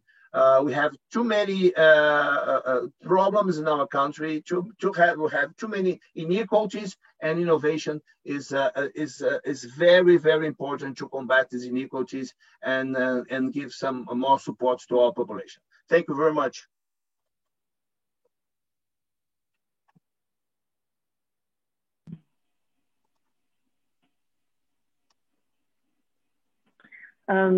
Thank you again, Mr. Marcelo, for introducing FINEP and its role for, together with the research foundations, to contribute to the development of innovation to transform people's life and their well-being. So now we are going to introduce the UK team, starting with Jackie Harrison from Wellcome Trust. So Jackie Harrison manages humanities and social sciences fundings at the Wellcome Trust. He has worked as a researcher and the research manager at the London School of Economics, University of Surrey, and the Open University, and held various visiting fellowships. Jack has been an assistant editor of the journal Citizenship Studies and continues to publish research on global citizenship. He has worked in the public and private sectors as a product manager and has a PhD from the University of Edinburgh. So Mr. Harrison, be very welcome to our virtual mission. Thank you. I will endeavor to share my screen with you. This didn't work the other day, so I'm hoping it will work now. Can everyone see that okay? Yeah, we can see it. Great, okay, I will start the slideshow.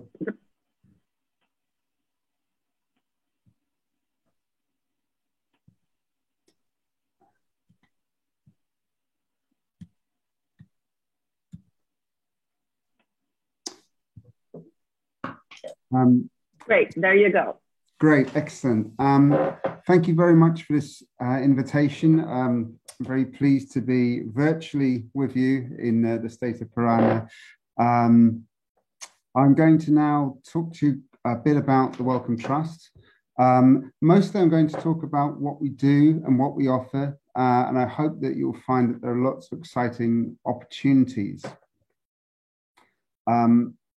So to talk about what we do, Wellcome exists to support science to solve urgent health challenges facing everyone. What I'm going to do is going to break down a little bit what that means. But maybe the first thing to say about Wellcome is that we are an independent charitable foundation. We are not in any way linked to the UK government. All of our funds come from our own investment portfolio. That means that we are free to do what we like in order to meet our charitable mission, which is to support science to solve urgent health challenges facing everyone. One thing to bear in mind is part of that independence means that there's no requirement that any of our grants include a UK partner, and there's no requirement that anything that we fund should show a benefit to the UK. All we're interested in is exciting research that can improve health. Our investment portfolio is currently £27 billion, and we spend about £1 billion a year on research. So I'm going to explain a bit this idea of supporting science to solve urgent health problems. The everyone in this sentence means that we're putting a lot of interest in empowering people who are actually affected by health issues to have a role in any research about them. So we're very interested in co-production of research. We're very interested in any research that can reduce health inequalities. We say health challenges, so this doesn't just mean to do with medicine. It can be anything that affects people's health. We say science here, but actually science means any research discipline. And actually I come from the Humanities and Social Science department of the Wellcome Trust. And so we're really interested in any discipline that can help us to find new insights into health challenges. I'm going to break this down a little bit further, and I hope that at the end of this, you'll see there are some really exciting opportunities for researchers based across Brazil, but also specifically in the state of Parana. So like I say, we support a broad range of disciplines. This would include humanities and social science. It would even include computing or engineering. As long as the project is about health and has improvement of health as a desired outcome, we don't have specific disciplines in mind. Broadly, we are interested in 4 key areas. The first of these is mental health. One of the things that we're aware of is that so much science about mental health and so much to do with the production of medicines to do with mental health was developed in the United States and America and wasn't really designed to address global health problems or how mental health is experienced around the world. And so in mental health, we're particularly interested in research groups that are not based primarily in the UK, Europe, or the United States. Global heating. So we are a health charity. We have to fund research on health, but we feel that global heating, climate change is a major health issue. And so we're very interested in massively increasing climate science as it relates to health as a discipline, as a set of disciplines, and as a body of research that can help us to tackle the health impacts of global heating. Infectious disease is probably the area Wellcome is known most for. So this is an area where we already have a huge specialism. And so that's a particular focus. So these three areas are areas where we have our own research programs that will be developing specific sets of research questions. And from time to time, they publish calls. There is a fourth area, which is discovery research.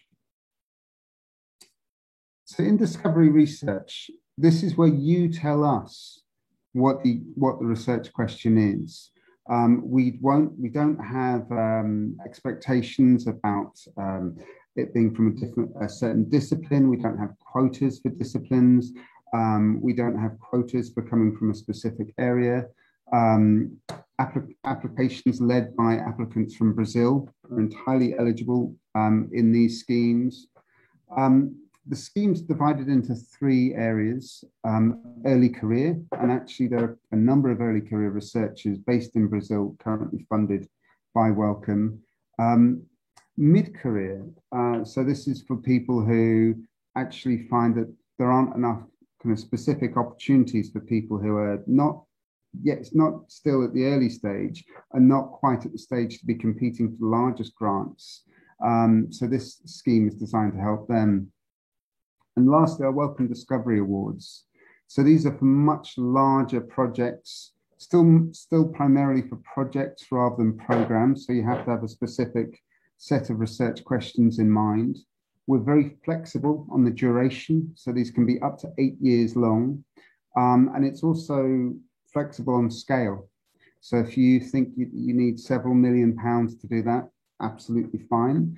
But if you just think you need a few £100,000 to do it, and you actually have something quite specific in mind, that's also fine. We will fund across the range of our budget.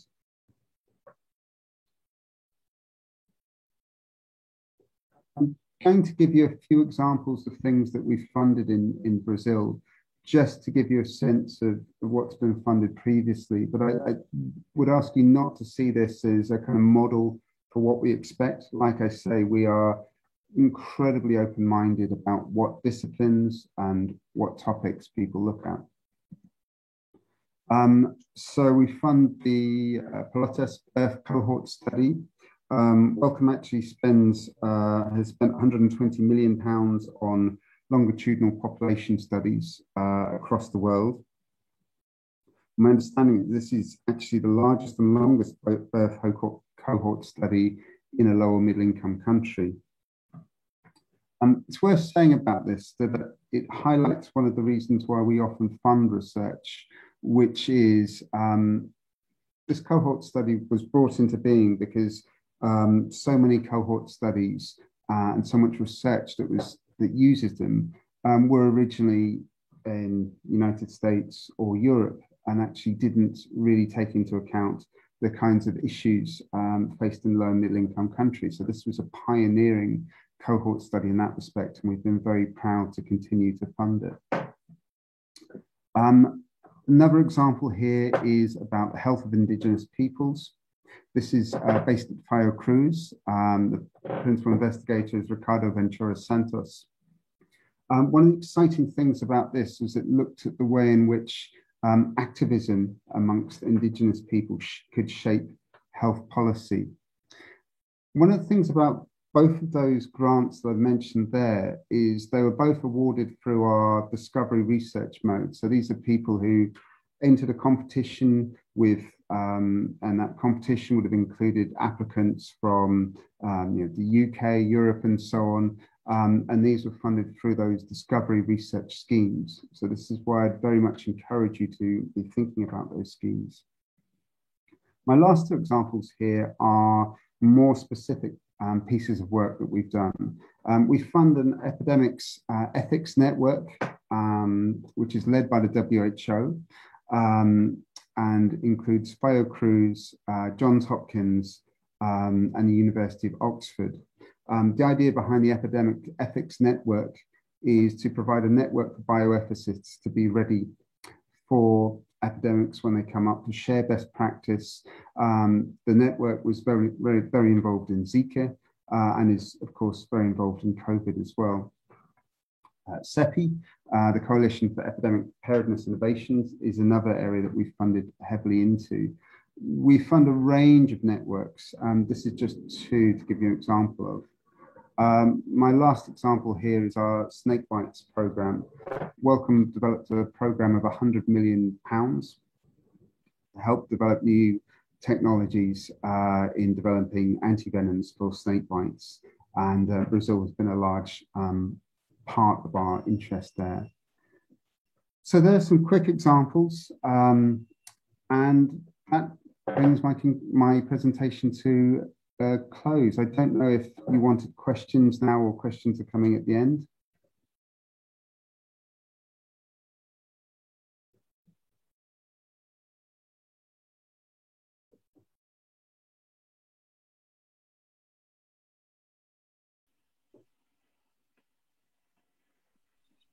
Thank you again, Jackie Harrison, and for presenting Wellcome Trust and its support on the health research and the very important funded projects in Brazil. We'll open for questions at the end of the session.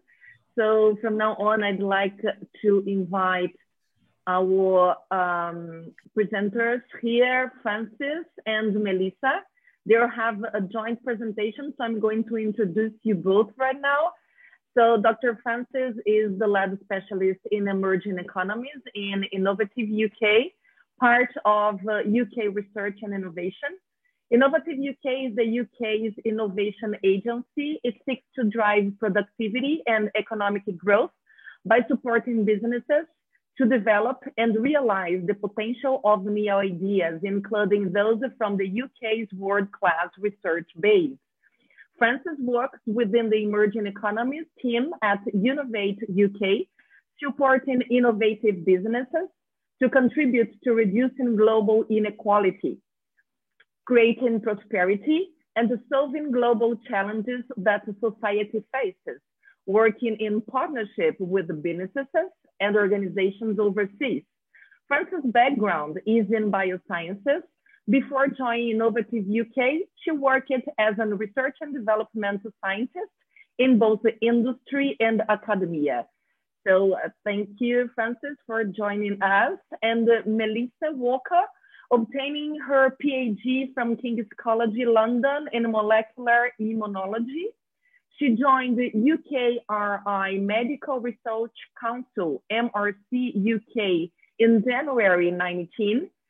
As International Partnership Program Manager, leading on the Newton Fund after having been a Bioscience for Health Strategy Manager at BBFRC within UKRI. Prior to joining the UK Research Council, Melissa was a postdoctoral researcher at the MRC Toxicology Unit, working with vaccine delivery in collaboration with AstraZeneca. Her role at MRC includes coordinating the MRC's Newton Fund Group and relating funding initiatives such as UK São Paulo, Brazil, Neglected Infectious Disease Joint Center Partnership, as well as developing research collaboration strategies under the Newton umbrella. Recent initiatives developed included the South Africa-UK antibiotics in collaboration with SAMRC. So be very welcome, both of you, Dr. Francis and Melissa. The floor is yours. Thank you very much. I think I'm going to start and then I'll hand over to Melissa. So let me just share my screen with you all.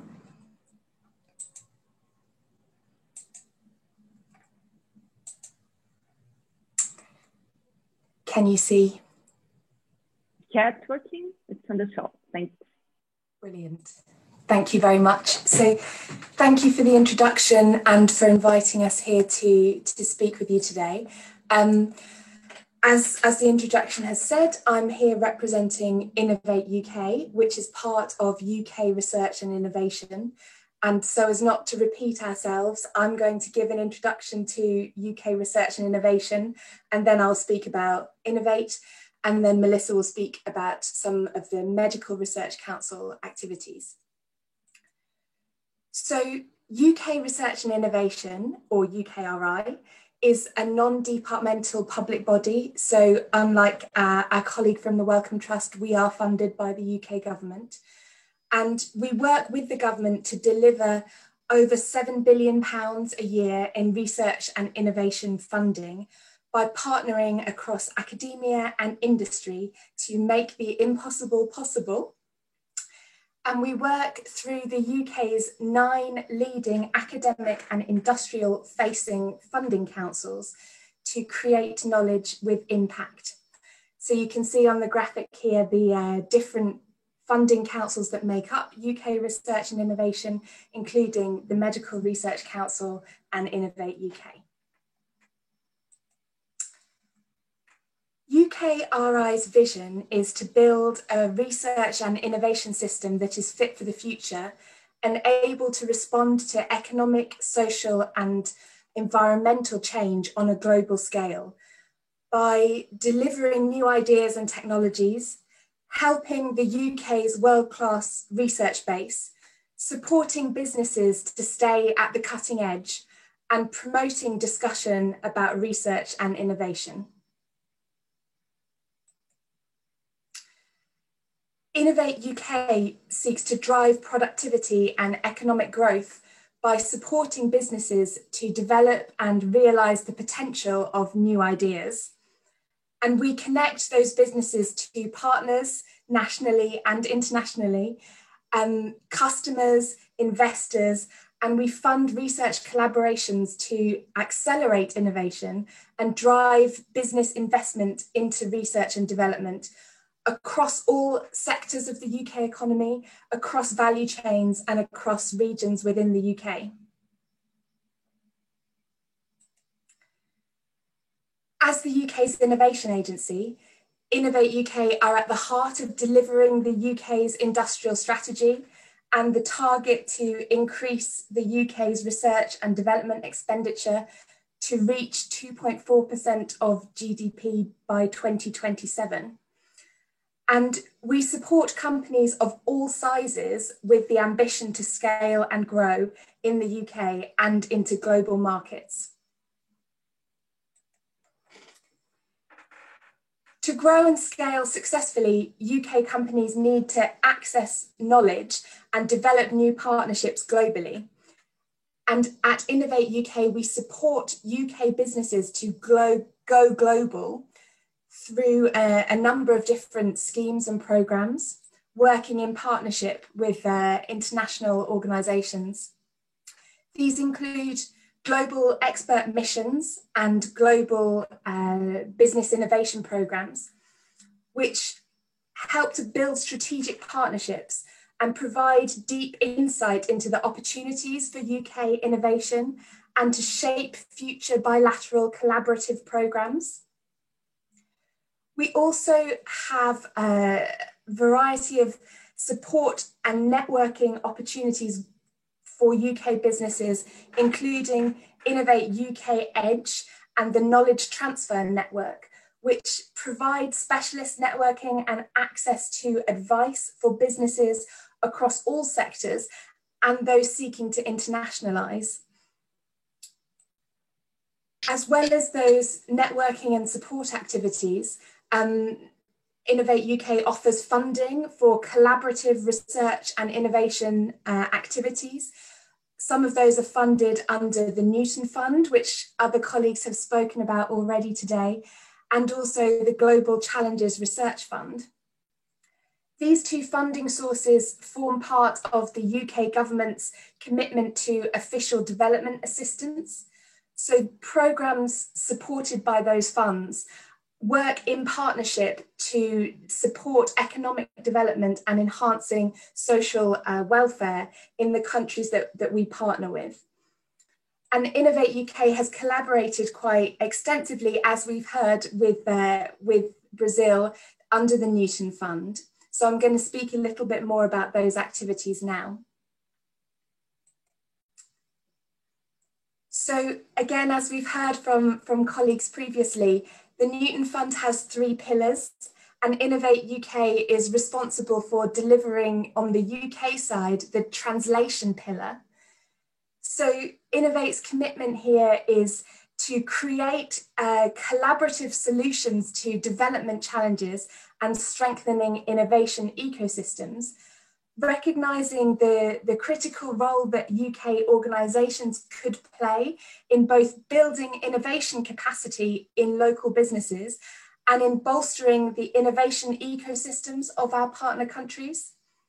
So I'm now going to give 2 examples, one of that sort of building the innovation ecosystem type activity that we've supported in Brazil, and then another example of a collaborative CR&D program in the health space.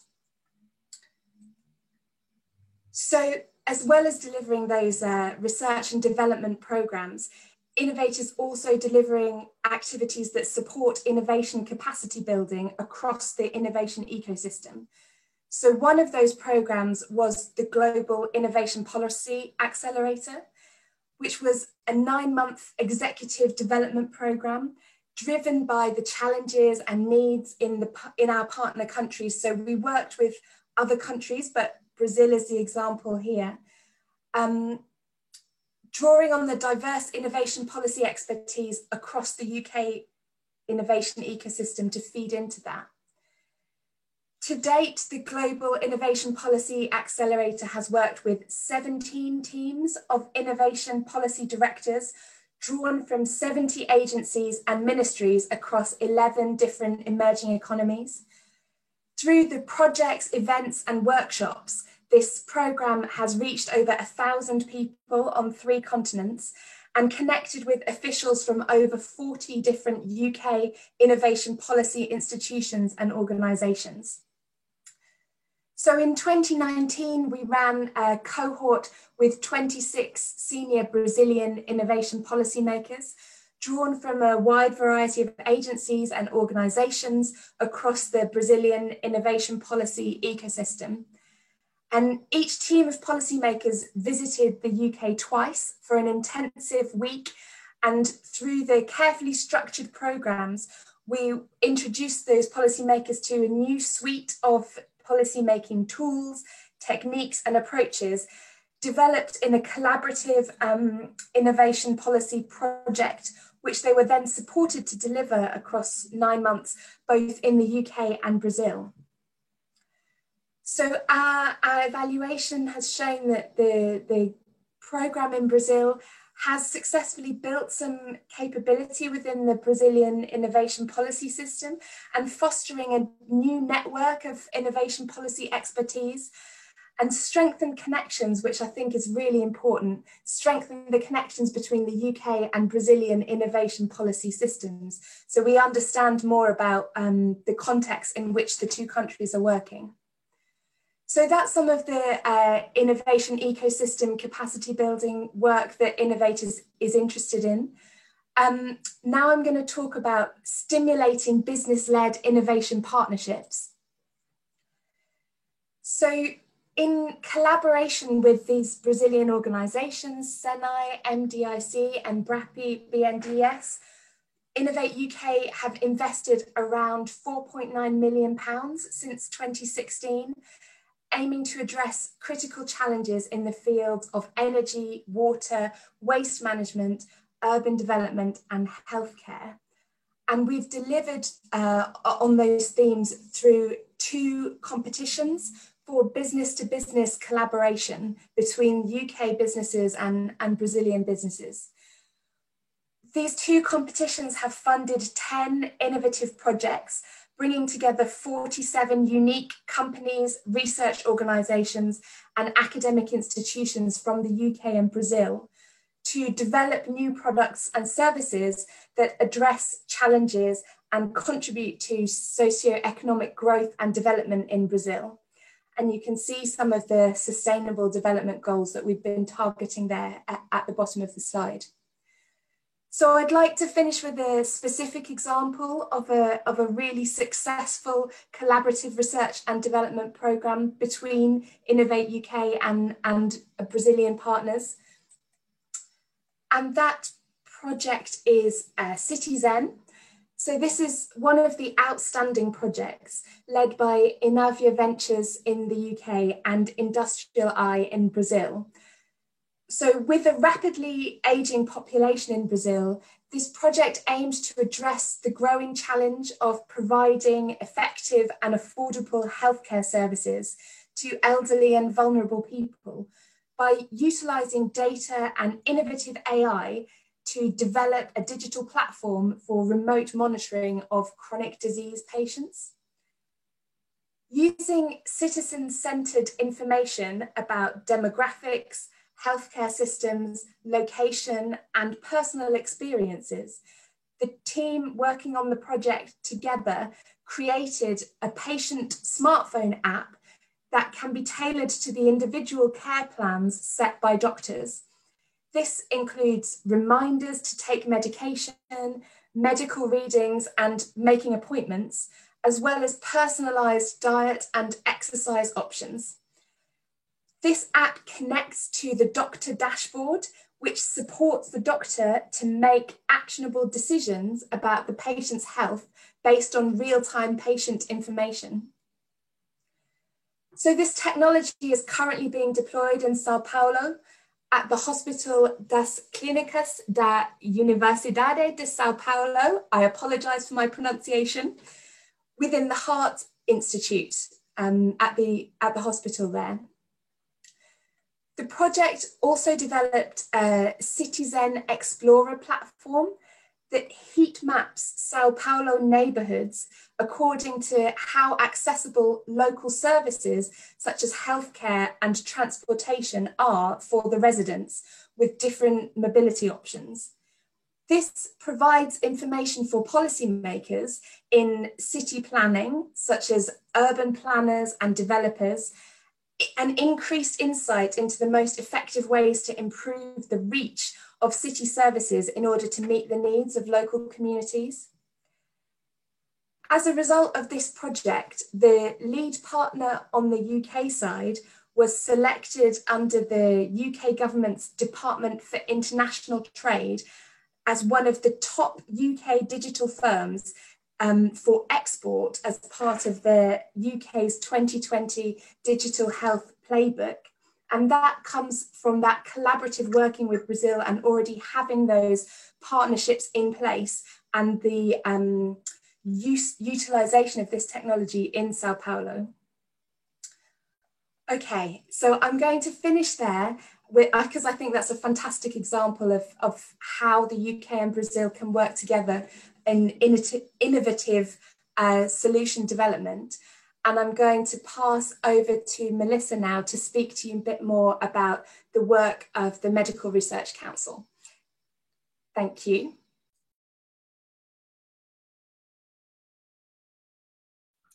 Thanks, Frances. I think you need to stop sharing the screen for me to be able to. I'm getting to it. I've got you minimized.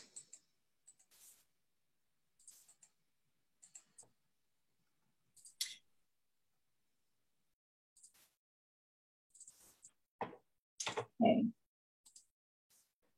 So thank you very much, everybody, for inviting us today to present to you the opportunities and challenges that are currently available between Brazil and the UK. Thanks for Frances as well for already introducing UKRI. So I'm going to take you on a sort of whistle-stop tour about the Medical Research Council and our past and active collaborations with Brazil and future opportunities and challenges. So yeah, I should say I'm Melissa Lennartz-Walker, and yeah, so generally I lead on the Newton Fund, but overall on international partnerships within the MRC. So as Francis mentioned, we're part of UKRI, which is a huge opportunity in itself, as we can hone in onto all our various research council remits. So yeah, so that's something to consider. But today I'm going to be specifically talking about Medical Research Council. So as the name suggests, we support through governmental funds, medical research and innovation. And our mission is to improve human health through world-class medical research. This covers the whole spectrum of medical research, from discovery science to applied translational research. So for instance, underpinning mechanisms of disease, to health systems and interventions. Recently, unsurprisingly, I think we've all, as we've heard from previous presenters, have been hit by the challenge of COVID-19.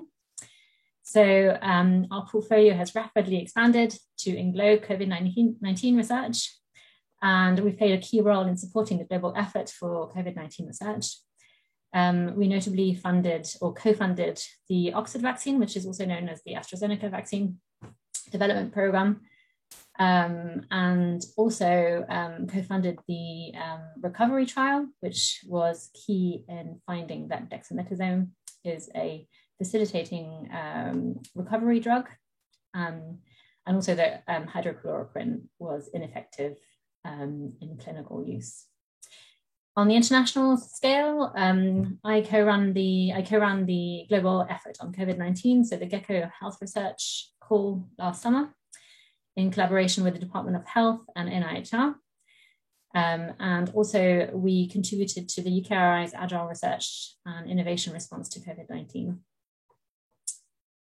So beyond just COVID-19, generally our strategic delivery plan is described here, and covers people, research and innovation, and most importantly,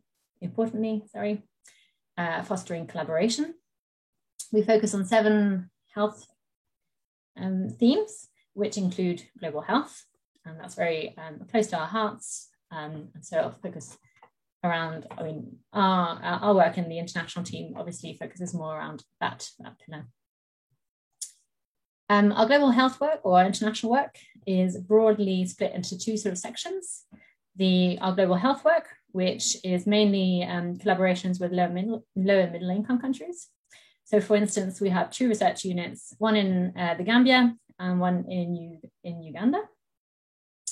And then the other strand of our international work is international partnerships, where we work at the international and global scale with funders in country.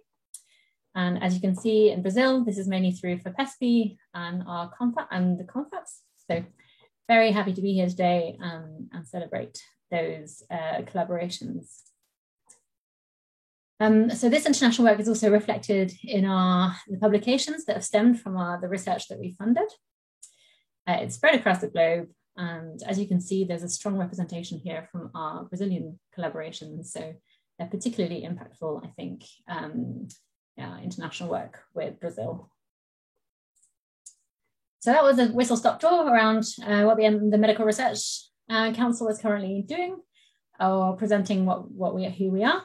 But for the interests of today, I'd like to talk you through sort of our past and active schemes, the opportunities for Brazil and UK collaborations, and then look forwards to sort of future perspectives in health research.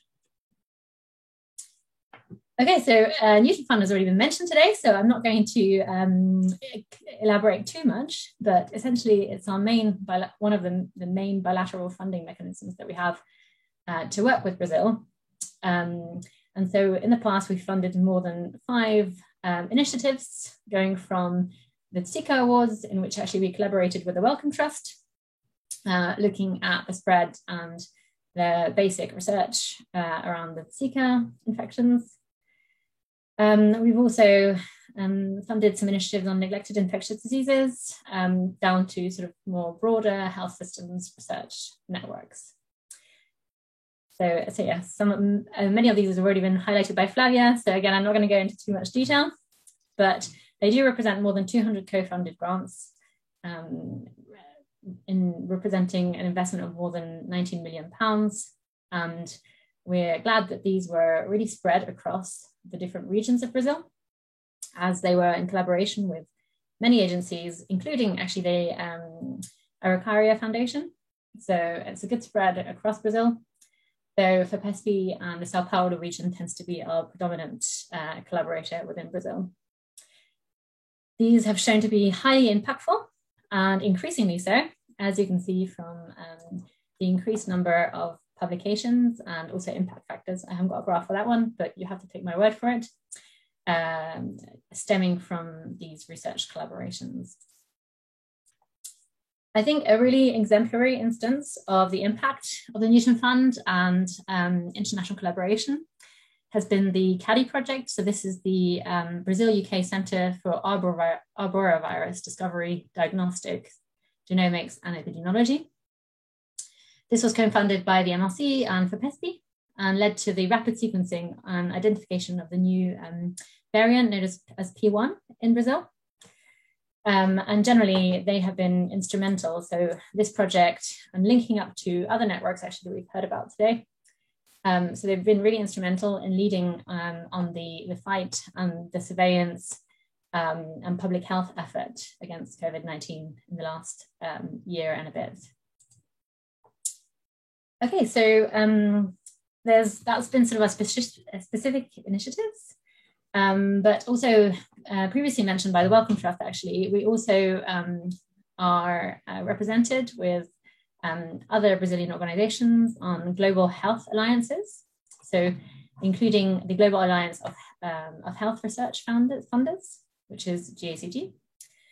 But also GLOPIDAR and CEPI, which are global initiatives for the fight against COVID, also recently, but generally for infectious disease preparedness. We're also involved in the International Agency for Research on Cancer and other such organizations. So moving on top of these global alliances and our initiatives that we currently fund, I'd like to move on to sort of the opportunities that are currently available for Brazil and UK collaborations. So first of all, within the MRC, I think it's not often known that our responsive mode is open to international PIs, or if they are applying as co-Is. So that is in our science boards. So this is 3 times a year, we open competitions to international research. We recently established the MRC Applied Global Health Board, and despite which I'm sure you're all aware, recent challenges in international research funding for the research councils. We fully intend this board to reopen next year, as well as the Health System Research Initiative and our joint Global Health Clinical Trials Initiative. There's also the GCRF initiatives that we hope are going to be active next year, but we'll have to watch and see. Okay, so having looked at past initiatives and the opportunities, I'd like to cast our eyes in the future and see what future opportunities and challenges there are for international collaboration in the health sector. So despite the recent uncertainties in the UK international funding landscape, which I'm sure you all experienced or heard about, we really do aim to build on this previous work and these really solid foundations that we've established with Brazil, with all your agencies and across the research, the Health Research Board. And I should also mention that, well, within our remit, we also don't have a set agenda. We very much work on a collaborative basis. So we are happy to sort of take directions from Brazilian national priority areas, but of course, for the MRC, that has to be within the area of health. However, it is likely that international collaboration going forward will probably follow lines of future challenges that we will jointly face. So this includes climate change, for example, or a changing environment. These are challenges that both our countries face. And we have excellent research capability already in those areas. So with climate change comes associated health challenges such as infectious disease spread and monitoring, but also using a One Health approach to address these challenges.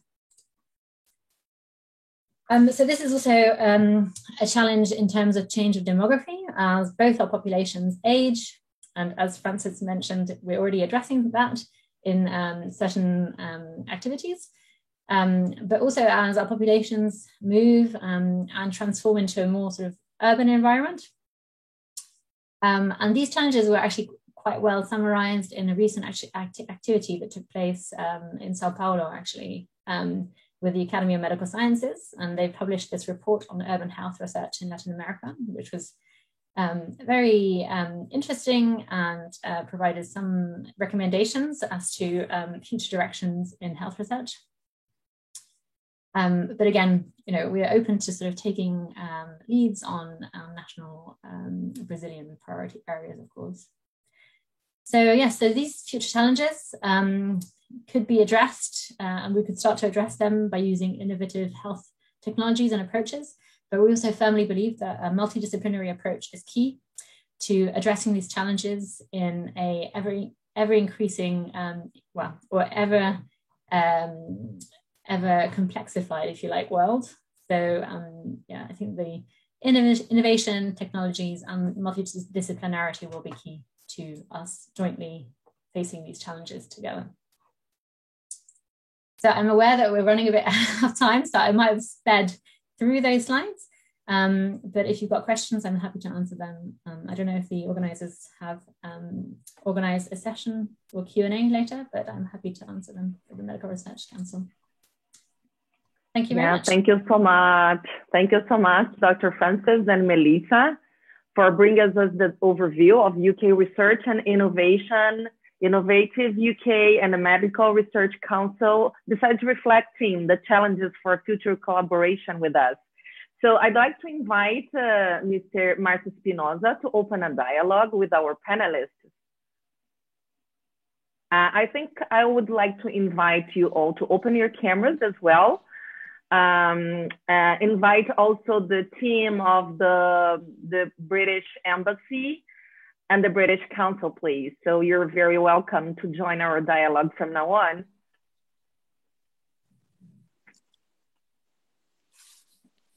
Thank you, Eliane. Thanks so much. Well, we have some questions in the chat, but also it seems we have some of them in the YouTube. So I will start with the chat.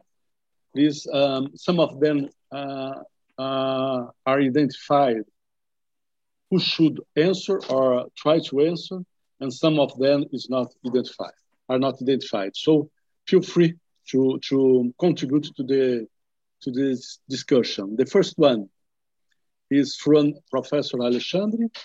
In fact, he has 3 questions, and this one is mostly concerned to CNPq and FINEP.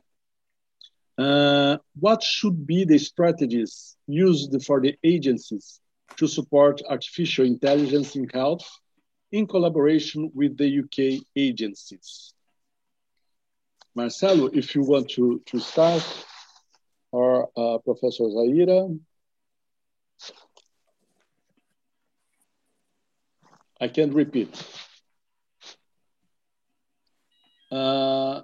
What should be the strategies used for the agencies, such as CNPq and FINEP, to support artificial intelligence in health in collaboration with the UK agencies? So very focused relationship. From this perspective, I think that this is a very, very important area that we must try to enhance the support of the projects, right? I think that to myself, also at my presentation, I told that I'm not the specialist in health and in FINEP. FINEP is divided in sectors. But I think that as we can see, for instance, in the last call of COVID, that we have around 5 projects involving artificial intelligence, trying to give benefits to the diagnostics, right, and of the COVID. They are working with this. We don't have the results of this, but I think that we must try to imagine that probably to the health area, artificial intelligence will be the future in terms of to achieve some cities and some that are very far from the big centers, try to increase the benefits of right diagnosis, for instance. I think that probably we are intending to do a call to IoT and also to artificial intelligence too. But I don't know if it's really oriented to just to health areas. But I think that this is very, very important. And I think that we can establish some cooperation with the UK and all with the other guys and the other countries too. For instance, we are running nowadays a call with Germany about the bioeconomics. And I think that this could be a very good team to do this. Thank you, Marcelo. If you allow me to complement, and feel free to disagree with me. We have also Tecnova, and Tecnova, it's an open call. And basically what is funding is a working plan. So if you participate in a call of Tecnova and your working plan, you establish a connection with UK, for us, it's good. There is no problem to support that. So that's one thing that you can use to have access to fundraising from FINEP. It's okay, Marcelo? Yes. You remember you remember in a very good way that Tecnova, we can support projects with this team, and we are completely free, right? And then we're also trying to establish a connection. Because of this, I presented in my presentation, Centelha and Tecnova, that we must try to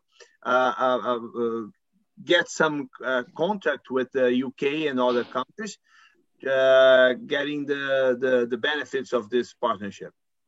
Okay. And also, Alexandre, you can consider the idea of NAPs, okay? Since you have an app for health, for the entire state, and some NAPs for regional innovation ecosystems, you can use the organization of NAPs to request some support and have this partnership with, in fact, any country. And if you choose UK, you can analyze that, okay? Well, the second question is based on the fact... to answer the first one? Marcio? Please, sorry, Professor, sorry.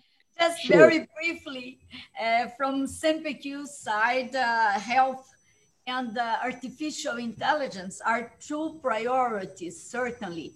And we have many successful experiences with the UK in many calls.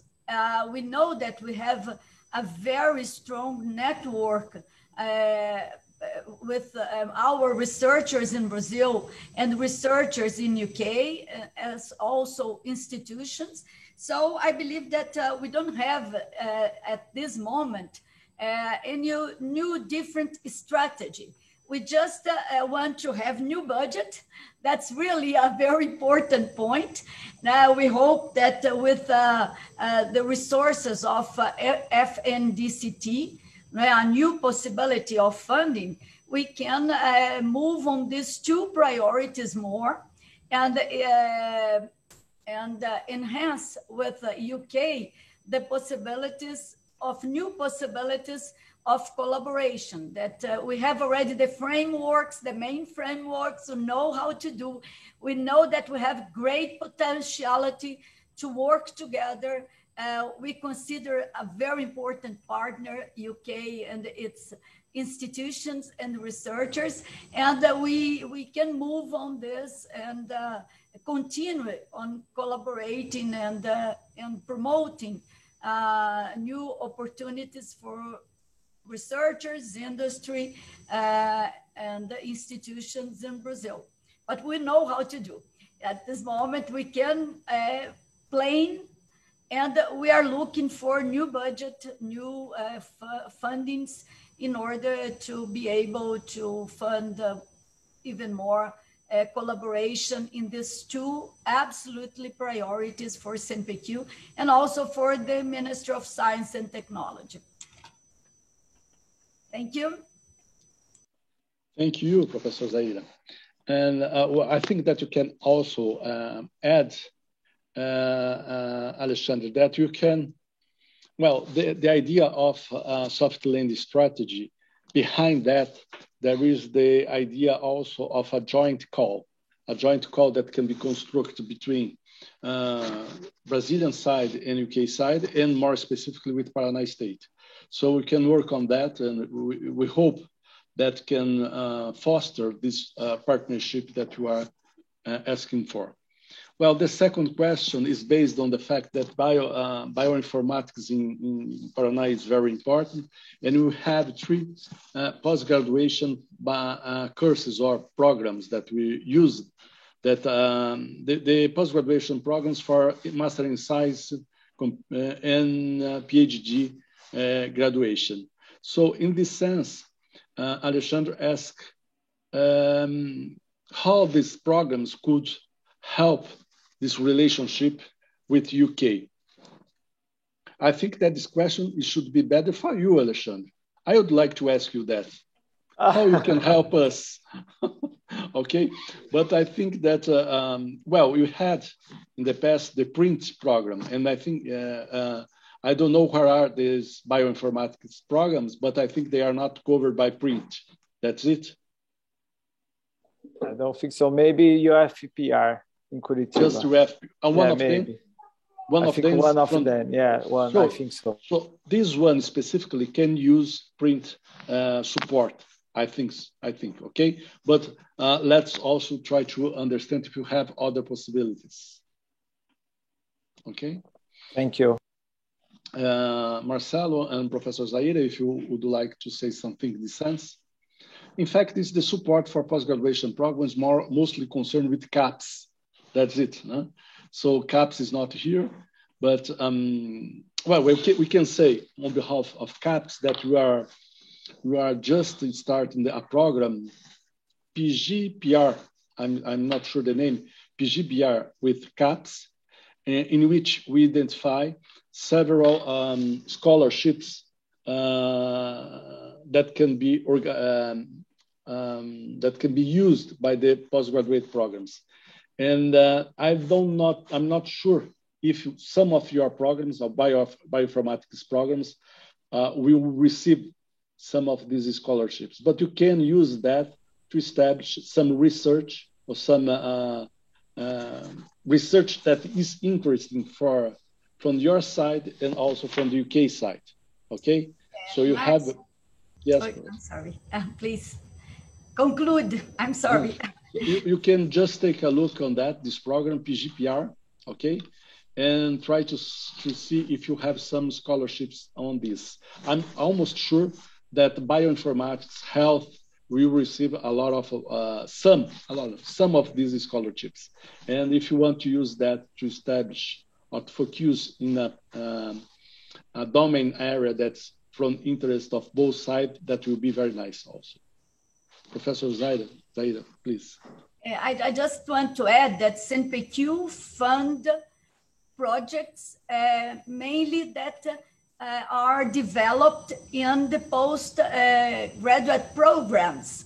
So we don't fund as CAPS. No, we are not in charge of capacity of people, but indirectly, we fund projects, scientific and technological projects, mainly handled by in the postgraduate programs.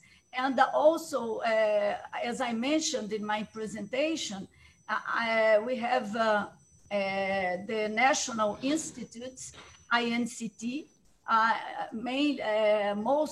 we have a great number of INCTs that deal with health and also with artificial intelligence. And in these programs, we fund a lot of scholarships, and is this network that occur in the postgraduate programs in the universities. They are really much involved in this National Institutes of Science and Technology. And also, Professor Zaira, we have all, at this moment the PPSUS, PPSUS, okay? PPSUS, CNPq is not funding scholarships directly because we are doing that, but CNPq is supporting the PPSUS with custeio. I'm not sure how to say that in English. The financial support. It's general financial support for services, okay?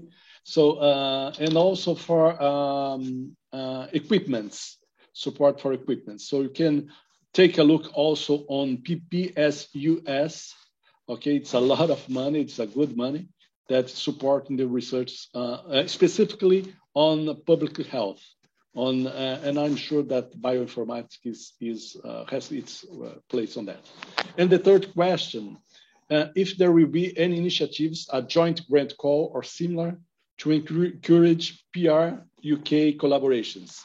And if yes, how it works?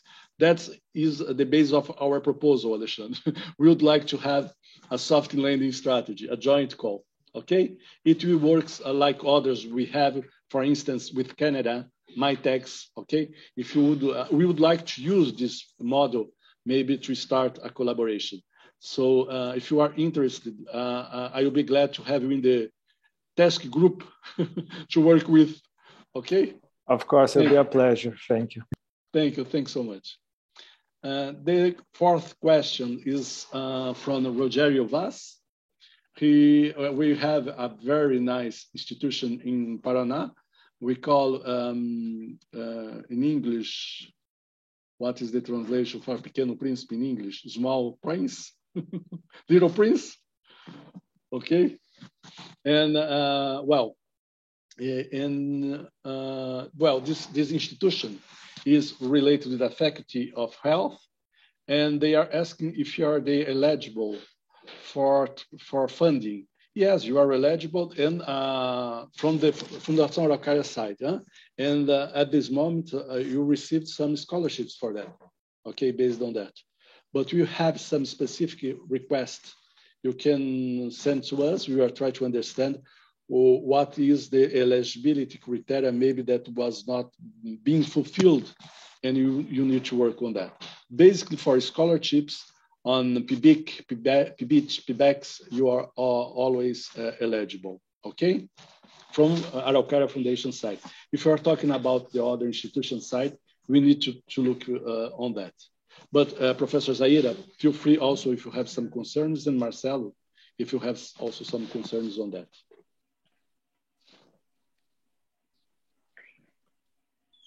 No, thank you, Marcio. Okay, Professor. So, okay, Marcio. So sorry to interrupt. So we're just in some minutes in advance. So okay. I'd like just to invite Vera, representing the British Council, for the final words, and Maria, representing the British Embassy, for the final words. And finally, Marcio Espinosa for the final words on behalf of Araucária Foundation. Thank you, Eliane. Thank you, Eliane. First of all, thank you everyone for today. Professor Marcio, Professor Zaira, Marcelo, Professor Eliane, Professor Ramiro for organizing all of this, and Flavia, of course, representing Confab. We the British Council, we are really happy to see this kind of events happening. It's the first virtual mission organized, and we're really happy to have had this experience with Paraná and the British Embassy, represented here by Maria. It's a pleasure to be able to join up our efforts. For British Council, Brazil is one of the key countries for us to be working on in higher education science. We have strong links with Brazil, and we have delivered many projects in the past, especially in the past 10 years, connected with this agenda, with key partners that are here present. And it's always a pleasure for us to be able to talk a little about these projects, the results they brought, but also about the future and what to see that's going to be the priorities from now on. So for us on our end, talking as British Council, our priority is always to try and see how we can support the development of the system in terms of capabilities of researchers, looking at the system of higher education in the different ways that we can activate, from partnerships with research councils and stimulate new calls with UK partners. This is something that we are really keen to support. And as a follow-up, thinking about soft landing strategy that Professor Espinosa brought, we are really keen to try and bring more dialogues like this one to try and see how we can make this into concrete plans of cooperation with the UK, working in partnership with the British Embassy.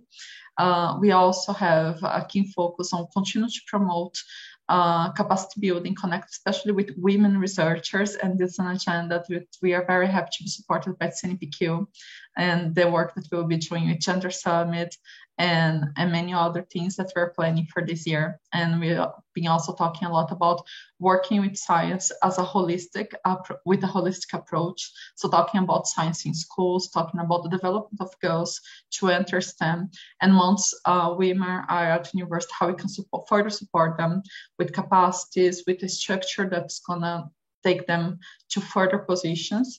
And we believe this is important because it leads to an overall development of the system and a better research at the end of the day, which is something that we all look for. In terms of also the work we've been doing, we are also keen to talk about how we can start connecting more research and innovation systems. So how working with the British Embassy will be able to bring together these key stakeholders that were here today and for this week.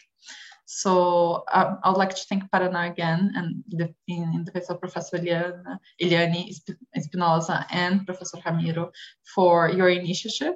I think this is just the first step for many conversations we're going to have this year. And one of the things that we're really keen to do and intermediate as well is to put this into a strategic plan of cooperation, UK-Brazil. I think this is something we're all keen to do. And thank everyone who selected to participate in this mission this year, our UK partners that are here. I think Melissa had to leave, but Jack and Francis, Dr. Jack and Francis were here for joining us.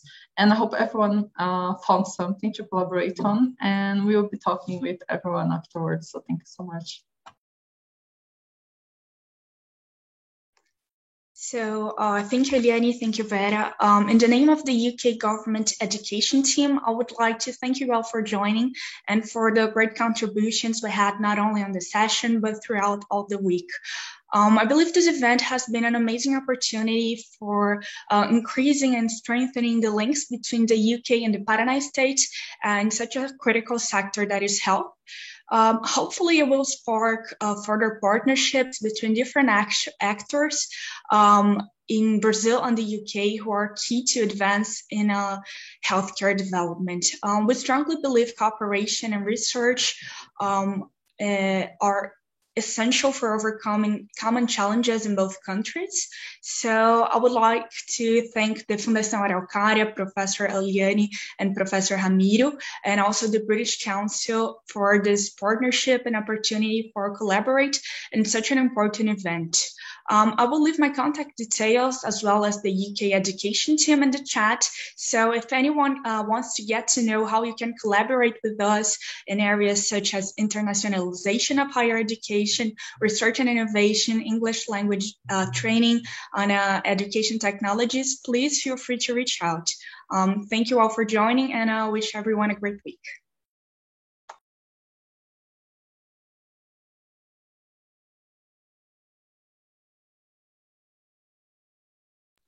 Eliane, who is the next? Me?